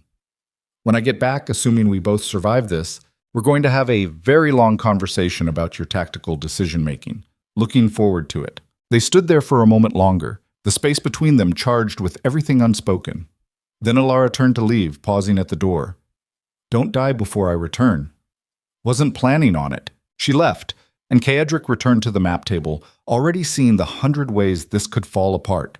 But beneath the tactical analysis ran something unfamiliar. Not hope, exactly. More like the possibility that hope might be justified. It was terrifying. The mobilization happened with brutal efficiency.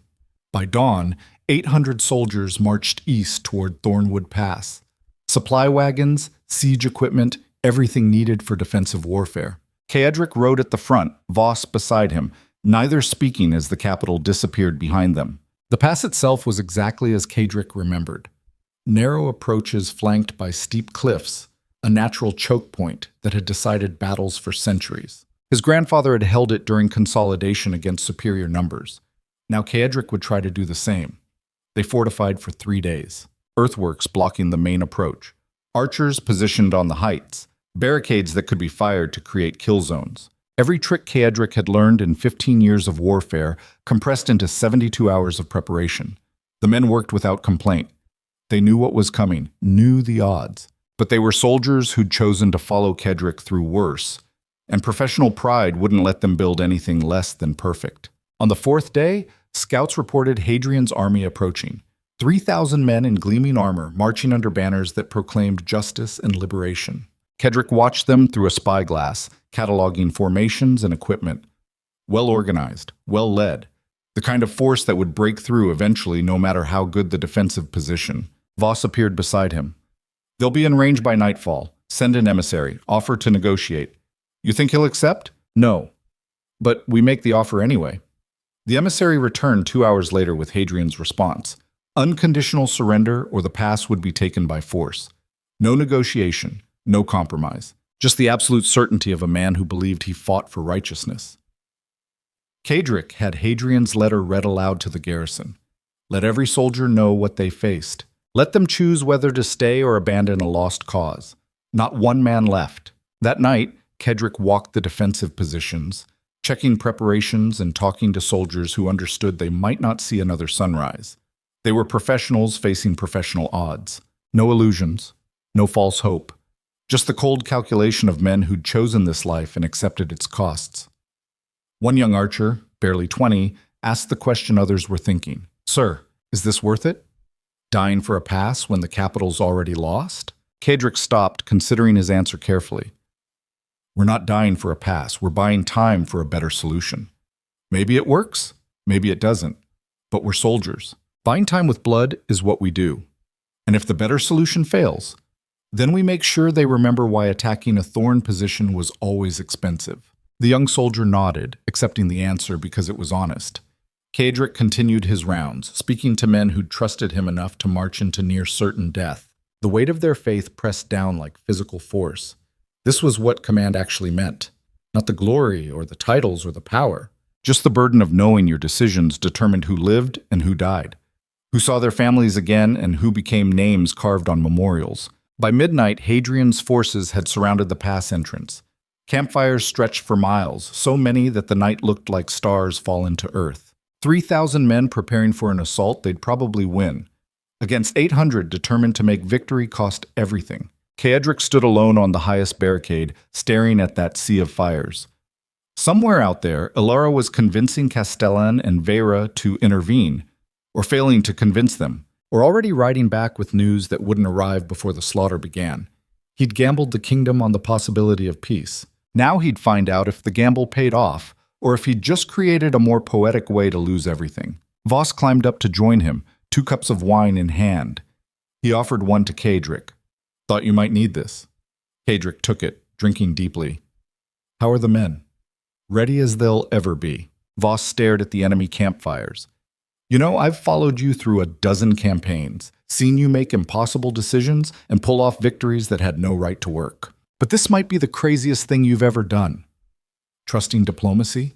Trusting anything other than steel. Maybe that's growth. Or maybe it's the thing that finally gets us killed. Voss drank his own wine. Either way, I'm glad I'm here. Rather die with you than live watching someone else fail to hold this pass. You always were sentimental. Part of my charm. They stood in companionable silence, two soldiers watching the night before battle. The kind of quiet that came from shared understanding. They'd both chosen this life. Both accepted its costs. And both knew that tomorrow would probably be their last sunrise, but at least they'd face it together. Dawn came cold and merciless. Hadrian's forces assembled in formation, sunlight gleaming off armor and weapons. 3,000 men preparing to take a position held by 800. The math was simple, brutal, absolute. A herald rode forward carrying a white flag. Cedric met him at the barricade, Voss at his side. The herald's message was brief. Lord Hadrian offers one final chance for surrender. Lay down arms and face trial. Refuse and no quarter will be given. Tell Lord Hadrian that Duke Thorn doesn't surrender. He fights. And if he wants this pass, he's welcome to try taking it. The herald rode back. Hadrian's army began to advance. Cedric watched them come, 3,000 soldiers moving in disciplined formations toward positions designed to kill as many as possible. His archers waited for the command. His soldiers gripped weapons and prayed to whatever powers they believed in. This was it. The moment where everything hung in balance. Victory or death. Peace or slaughter. The future determined by what happened in the next few hours. Cedric raised his hand, ready to give the command that would start the battle. And in the distance, from the southern road, a horn sounded. Then another. And another. Cedric's heart stopped. Through his spyglass, he saw new banners approaching. Blue and silver. The colors of House Castellan. Behind them, the crimson and gold of House Vera. Thousands of soldiers marching not toward the pass, but toward Hadrian's flank. Alara had succeeded. The reinforcements were here, and everything changed. The battlefield transformed in the span of heartbeats. Hadrian's forces halted their advance, commanders shouting confused orders as the new armies appeared on their flanks. 3,000 soldiers who'd been moments from assault suddenly found themselves caught between Cedric's defensive position and reinforcements that outnumbered them 2-1. The tactical situation inverted so completely it was almost beautiful. Cedric lowered his hand, the command to fire dying unspoken. Beside him, Voss exhaled slowly, the kind of breath men take when they realize they might actually survive the day. "Well," the captain said quietly, "that's unexpected." Cedric watched through his spyglass as the reinforcements took position. Castellan's forces moved with professional precision, blocking Hadrian's retreat while maintaining enough distance to avoid immediate conflict. Vera's cavalry spread wide, controlling the high ground. A perfect encirclement executed without a single arrow fired. Someone down there knew exactly what they were doing. A rider broke from Castellan's lines, racing toward the pass under a white flag.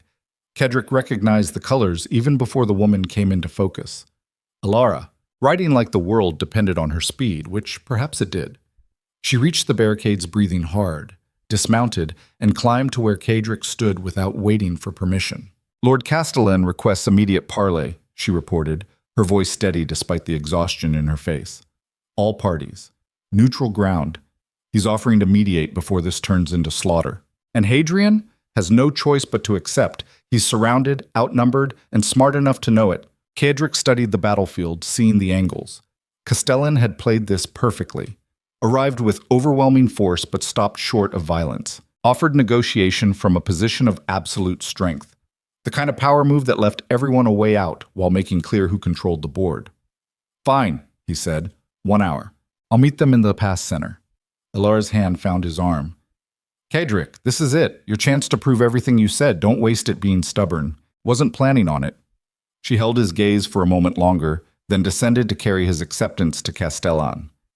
Cedric watched her go, then turned to Voss. Full defensive posture. "If this goes wrong, I want every man ready to fight. And if it goes right, then we find out if I'm actually capable of the peace I keep claiming to want." The parley ground was a cleared space in the pass center, visible to all three armies. Neutral, exposed. The kind of place where treachery would be immediately obvious and immediately fatal for everyone involved. Kedrick arrived with Voss and 4 guards, the minimum security that didn't look like fear.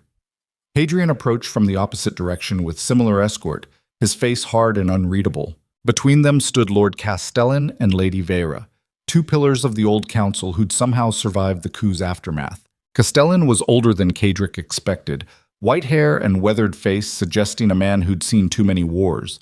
But his eyes were sharp, measuring everyone present with the kind of intelligence that made careers in politics. Lady Vera was younger, maybe 40, with the bearing of someone born to command. She wore armor over formal dress, practical and symbolic in equal measure. Her hand rested on her sword hilt, not threateningly, but with the casual familiarity of someone who knew how to use it. They met in the center, 5 leaders and their guards, while thousands watched from the surrounding positions. Castellan spoke first. "Gentlemen, Lady Alara has presented a proposal I believe serves all our interests. Duke Thorn will relinquish emergency powers and submit to council authority. In exchange, he receives guarantee of fair trial, protection from summary execution, and full participation in reformed governance structure. Lord Hadrian withdraws his forces and we return to the capital for proper proceedings." Hadrian's jaw tightened. That's not justice. That's letting a tyrant buy his way out of consequences. "Actually," Vera said calmly, "it's preventing 5,000 casualties in a battle nobody needs. Your forces are surrounded, Lord Hadrian. Even if you break through Duke Thorn's position, my cavalry will cut you apart before you reach open ground. You came here to prevent tyranny, not commit suicide.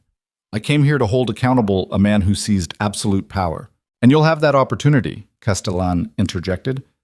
"In a council chamber, through proper legal process, not in bloodshed that solves nothing. Lady Alara assures me Duke Thorn is willing to face judgment. Are you willing to accept it through legitimate channels?" All eyes turned to Kedrick. This was the moment, the fulcrum on which everything balanced. He could refuse, force the battle, prove that violence was still his answer to every challenge. Or he could do the thing that terrified him more than any combat. Trust the process. Accept vulnerability.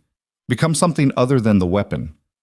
The silence stretched like drawn wire. "I'll submit to council authority," Kedrick said finally. "Relinquish emergency powers, face trial, accept whatever judgment the legitimate governance of this kingdom decides. But I have conditions." Hadrian's expression darkened. "You don't get to make conditions." "Everyone gets to make conditions," Vera said. "That's what negotiation means." "What do you want, Duke Thorn?" "Guarantee that the trial includes review of the coup attempt that killed Aldrich and the other reformists. Full transparency about who funded it, who planned it, who benefits from preventing reform. If I'm being judged for my response to that attack, then the attack itself needs equal scrutiny." Castellan nodded slowly. "Reasonable. What else?" "The soldiers who followed me get full amnesty. They obeyed lawful orders from recognized authority. They don't get punished because their commander made controversial decisions." "Also reasonable," Vera agreed. "Continue. And structural reforms proceed regardless of my trial's outcome. New oversight, corruption tribunals, everything Aldrich died trying to build. If you execute me, fine. But don't execute the reform movement with me." Hadrian's face was stone. "You think you can trade your life for political concessions? I think I can make my death mean something other than revenge." Kedrick met the Lord's eyes directly. "You want justice? Real justice? Then build the system that prevents men like me from seizing power in the first place. Make my emergency authority impossible. Create the structures that force accountability. That's how you honor Aldrich's memory. Not by killing me and leaving the same broken system that enabled everything." The words landed with weight. Castellan exchanged glances with Vera, some silent communication passing between them. Then the older lord turned back to the group. "Those terms are acceptable to me." "Lord Hadrian?" Hadrian stood rigid, visibly wrestling with the desire for vengeance versus the logic of the proposal. Finally, he spoke through gritted teeth. "I want his personal oath, on whatever honor he claims to possess, that he'll submit fully, that he won't flee or resist judgment, that he'll accept the council's verdict without protest." Kedrick stepped forward, close enough that Hadrian could see his face clearly, close enough that any deception would be obvious. "You have my oath," he said quietly. "I will submit to council authority. I will face trial without resistance, and I will accept their judgment, whatever it is." On my honor as Duke of Thornwood and as a soldier who spent 15 years serving this kingdom, you have my word." The moment hung suspended, everyone waiting to see if Hadrian would accept. Then the Lord nodded once, sharp and final. "Acceptable. I'll withdraw my forces and return to the capital for proper proceedings." The tension broke like a dam giving way. Castellan allowed himself a small smile. "Then we have agreement. All forces stand down. We return to the capital together, present this arrangement to the full council, and proceed according to law. Gentlemen, you've just prevented a civil war. Congratulations." Vera signaled to her commanders. Within minutes, the three armies began withdrawing from combat positions. Soldiers who'd been prepared to kill each other instead broke ranks, the relief palpable even at distance. Cedric felt something strange settle in his chest. Not quite peace, more like the absence of the constant violence that had defined his adult life. The weapon finally setting itself down after decades of use. It felt like dying and being born simultaneously. Alara appeared at his side as the lords dispersed to their respective forces. She didn't speak, just stood close enough that her presence was comment enough. They'd gambled everything on the possibility that peace could be won through vulnerability instead of strength. And somehow, impossibly, it had worked. The ride back to the capital took 3 days. 3 armies traveling together but separate, maintaining professional distance while everyone processed what had almost happened. Soldiers who'd expected to die instead wrote letters to families. Commanders who'd prepared funeral orations instead planned diplomatic receptions. The strange cognitive dissonance of war averted. Caedric rode at the front of his garrison, Voss beside him, neither man particularly comfortable with the peace they'd just created. Warriors were trained for conflict, not its absence. The silence felt unnatural. On the second night, Alara joined him at the command fire. They sat in companionable quiet, watching flames dance while the camp settled around them. "You did well," she said eventually. "I surrendered. You chose justice over pride. That's different, feels the same from this side." She smiled faintly. "I know, but it's not. Pride would have fought and died and accomplished nothing except adding your name to the casualty lists. Justice gives you a chance to actually change things, or gives them a chance to execute me legally instead of on a battlefield. That too." Her expression sobered. "Are you scared?" The honest question deserved honest answer. Caedric stared into the fire, watching embers rise and die. Terrified, he admitted. "I've faced death 100 times in combat. That's easy. You react, you fight, you either win or you don't. But walking into a trial where my life depends on politicians debating my choices, where I have no control over the outcome, that's a different kind of fear." "Good." He looked at her sharply. "I mean it," Alara continued. "That fear means you understand what you're risking, that you're not just being reckless or suicidal. You're genuinely trying to do the right thing despite being terrified. That's courage. Real courage, not the battlefield kind. The battlefield kind kept me alive. This kind might let you actually live." The distinction was subtle but profound. Surviving versus living. Existing versus becoming. The difference between being the weapon and being the man who'd once wielded it. Caedric had spent so long being the former he'd forgotten the latter was possible. "What happens if they find me guilty?" he asked quietly. "Then you face the consequences," Alara said. "And I'll be there. Not to save you or break you out. Just to be there. So you're not alone at the end." The simple promise carried more weight than any tactical support could have. Cedric found himself reaching for her hand, the gesture awkward and unfamiliar but genuine. "Thank you." She squeezed his hand once, then released it, aware of watching eyes around the camp. Politics never slept, even during peace. They sat together until the fire burned low, 2 people who'd chosen to believe in something better despite every reason not to. It wasn't enough to guarantee success, but it was enough to make trying worthwhile. The capital greeted their return with uncertainty. Citizens watched the 3 armies enter through separate gates, confusion and fear evident on every face. Rumors had spread during their absence. Civil war. Hadrian's rebellion. Cedric's tyranny. The truth was complicated enough that nobody quite knew how to react. The council convened in emergency session. They met in the same throne room where Aldrich had died, the bloodstains scrubbed clean, but the memory fresh. 11 surviving council members, diminished but determined. Brennus presided from the chancellor's seat, still bearing wounds from the coup, but recovered enough to lead. Kadric stood before them without guards or weapons, stripped of the emergency authority he'd seized. Just a man facing judgment. The proceedings were formal. Charges read aloud. Evidence presented. Witnesses called. Both sides given opportunity to speak. The machinery of justice grinding forward with ponderous inevitability. The prosecution argued Kadric had exceeded his mandate, that emergency powers were meant to restore order, not consolidate personal control, that executions without trial violated the kingdom's foundational principles, that his occupation of the capital was tyranny regardless of justification. The defense, led by Alara with surprising ferocity, argued Kadric had prevented total collapse, that his actions, while extreme, were proportional to the threat faced, that the coup's conspirators had received more justice than they'd given Aldrich, that martial law had been temporary and directed toward legitimate restoration of council authority. Back and forth for 3 days. Kadric sat through it with the same discipline he'd brought to military campaigns, listening without reaction, accepting criticism without defense, letting the process unfold as promised. On the 4th day, Brennus called for closing arguments.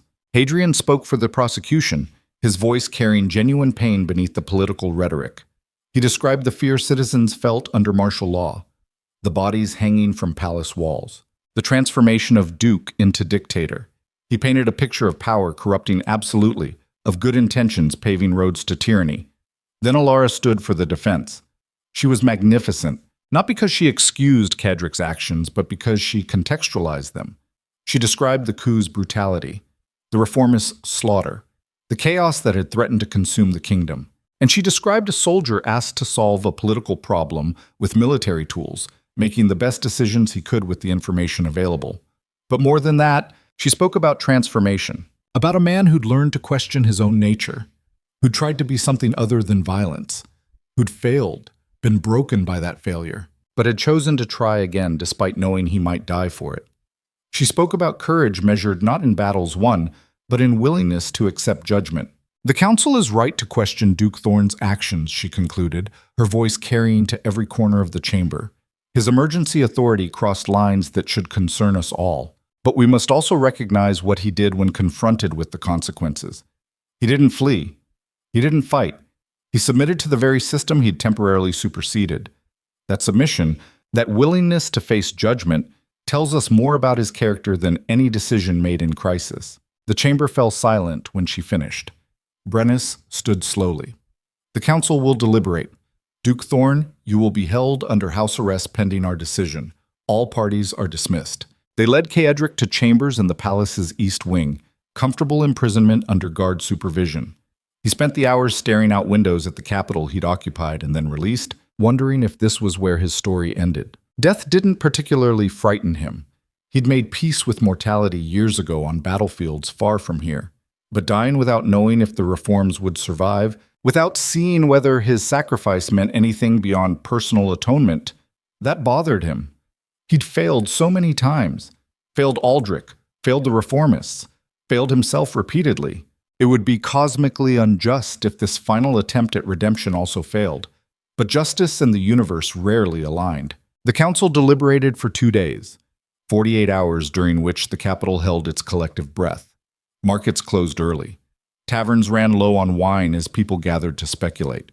The tension built like storm pressure, everyone waiting for lightning. On the evening of the 2nd day, guards came for Kadric. They escorted him back to the throne room where the full council had assembled. Citizens packed the gallery, nobles and commoners side by side, all wanting to witness history. Alara stood near the front, her face carefully neutral. Brennus rose as Kadric took his position. Duke Kadric Thorne, the chancellor began, his voice carrying formal weight. This council has reviewed the charges against you and deliberated your fate. We have considered both the severity of your actions and the circumstances that prompted them. We have weighed justice against necessity, principle against pragmatism. The pause stretched unbearably. By vote of 7-4, this council finds you guilty of exceeding emergency authority and violating proper governance procedures. The chamber erupted in noise, guards called for order. Kadric stood perfectly still, accepting the verdict without visible reaction. Brennus waited for silence before continuing. However, the chancellor said, "We also recognize the extraordinary circumstances you faced. and the ultimately temporary nature of your authority seizure. Therefore, rather than execution, this council sentences you to the following. You are stripped of all emergency powers, which are hereby dissolved permanently. You will serve 3 years administrative supervision under council oversight. You retain your title and lands, but will participate in reformed governance structures with limited autonomous authority. And you will personally oversee implementation of the reforms your actions nearly destroyed, ensuring that your understanding of power's dangers informs the very systems designed to prevent such consolidation. Caedric felt the ground shift beneath him. Not execution, not even imprisonment. A sentence that kept him alive while forcing him to build the thing he'd almost broken. It was elegant, punitive, and surprisingly hopeful. Furthermore, Brennus continued, Lord Severin Ashford and his co-conspirators are formally condemned for their coup attempt. All surviving conspirators will face tribunal proceedings, and this council commits to full implementation of the reforms proposed by Aldrich before his death. New oversight structures, corruption tribunals, transparent governance. We will build the system our colleague died trying to create.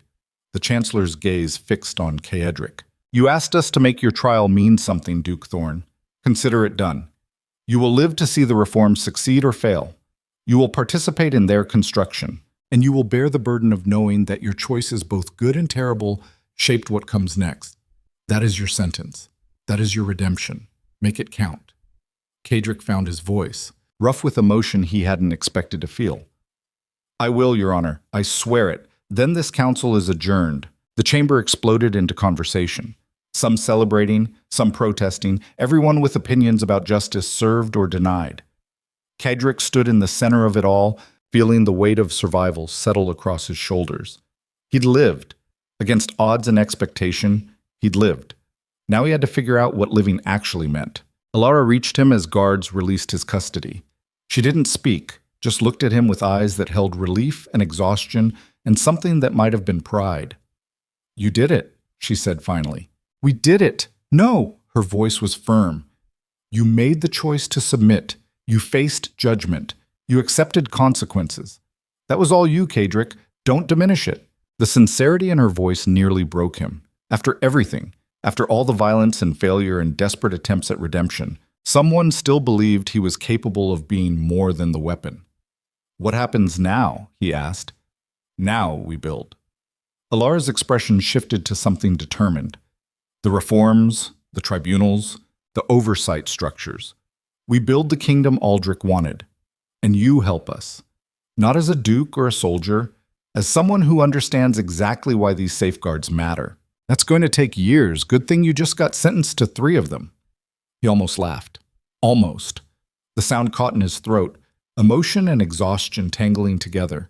They walked from the throne room together, through corridors that had seen so much violence transformed into halls of governance again. Outside, the capital settled into evening, lights appearing in windows as life continued its patient persistence. Caedric breathed the cold air deeply, tasting freedom he hadn't expected to know again. The city spread before him, damaged but not destroyed, broken but capable of healing. A kingdom that had come within hours of civil war and pulled back from the edge because people chose dialogue over destruction. It wasn't perfect. The reforms would be difficult. Implementation would face resistance. Some would still want his head. But for the first time in longer than he could remember, Caedric looked at the future and saw a possibility instead of just tactical problems requiring violent solutions. You're smiling, Alara observed. Am I? First time I've seen it look genuine. Maybe it is. They reached the palace steps, pausing to look out over the capital together. 2 people who'd fought their own wars finding unexpected peace and shared purpose. Caedric thought about Aldrich, who'd believed reform was possible. About Voss, who'd followed him despite disagreeing with half his choices. About the soldiers who'd marched to what they thought was certain death because they trusted his leadership. About Alara, who'd seen past the weapon to whatever remained underneath and refused to let him forget it existed. All those people who'd invested in the possibility he could be better. Now he had to prove them right. 3 years of administrative supervision. 3 years of building instead of breaking. 3 years of learning to lead through example rather than fear. It sounded exhausting. It sounded like exactly what he needed. I'm going to be terrible at this, he said. Probably, Alara agreed. But you'll learn. And I'll be there to point out when you're being an idiot. Looking forward to it. Liar. He smiled again, more easily this time. Maybe, but I'm going to try anyway. That's all anyone can ask. They stood together as night fell over the capital, watching lights appear across the city like small declarations of hope. The kingdom had survived its crisis. Not perfectly, not without scars, but survived nonetheless.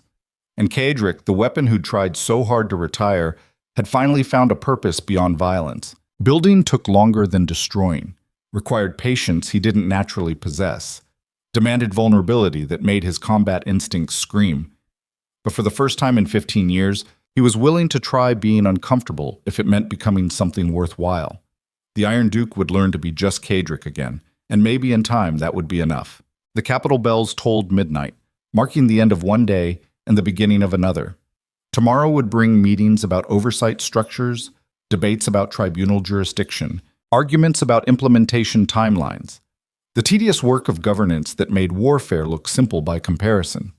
Caedric was ready for it, not because he wanted it, not because it came naturally, but because he'd learned the hardest lesson power could teach, that true strength wasn't found in domination or control or the ability to force others into submission. True strength was accepting that you didn't have all the answers, that you needed others, that vulnerability and trust, the things soldiers learned to suppress, were actually foundations for something more durable than any fortress. The weapon had been useful, had served its purpose, had protected the kingdom through dark times, but weapons eventually broke, or became obsolete, or turned against the hands that wielded them. People, though, people could grow, change, build, create, and Caedric was finally ready to be a person again. Alara's hand found his, fingers intertwining with casual intimacy that still felt new and dangerous and worth the risk. "Come on," she said gently. "You've got a long day tomorrow. Probably should sleep." Probably. But he stood there a moment longer, memorizing this feeling. Peace.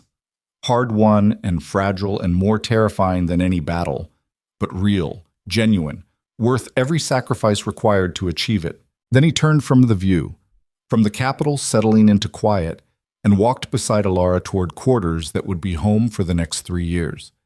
The Iron Duke was dead. Long live the man who'd survived him. And whatever came next, whatever challenges the future held, Caedric would face them the same way he'd faced the Council's judgment, without armor, without weapons, without the violence that had defined him.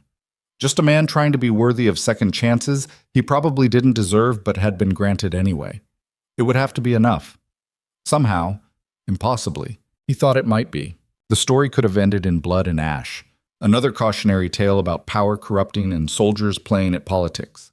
Instead, it ended here, in quiet determination, in shared purpose, in the simple radical act of choosing hope over cynicism. Not because hope was easy, but because people like Aldrich had died believing it was possible. And people like Alara refused to let their sacrifice be meaningless. And people like Caedric, forged in violence and broken by it, could still learn to build something better from the ruins. That was the real victory.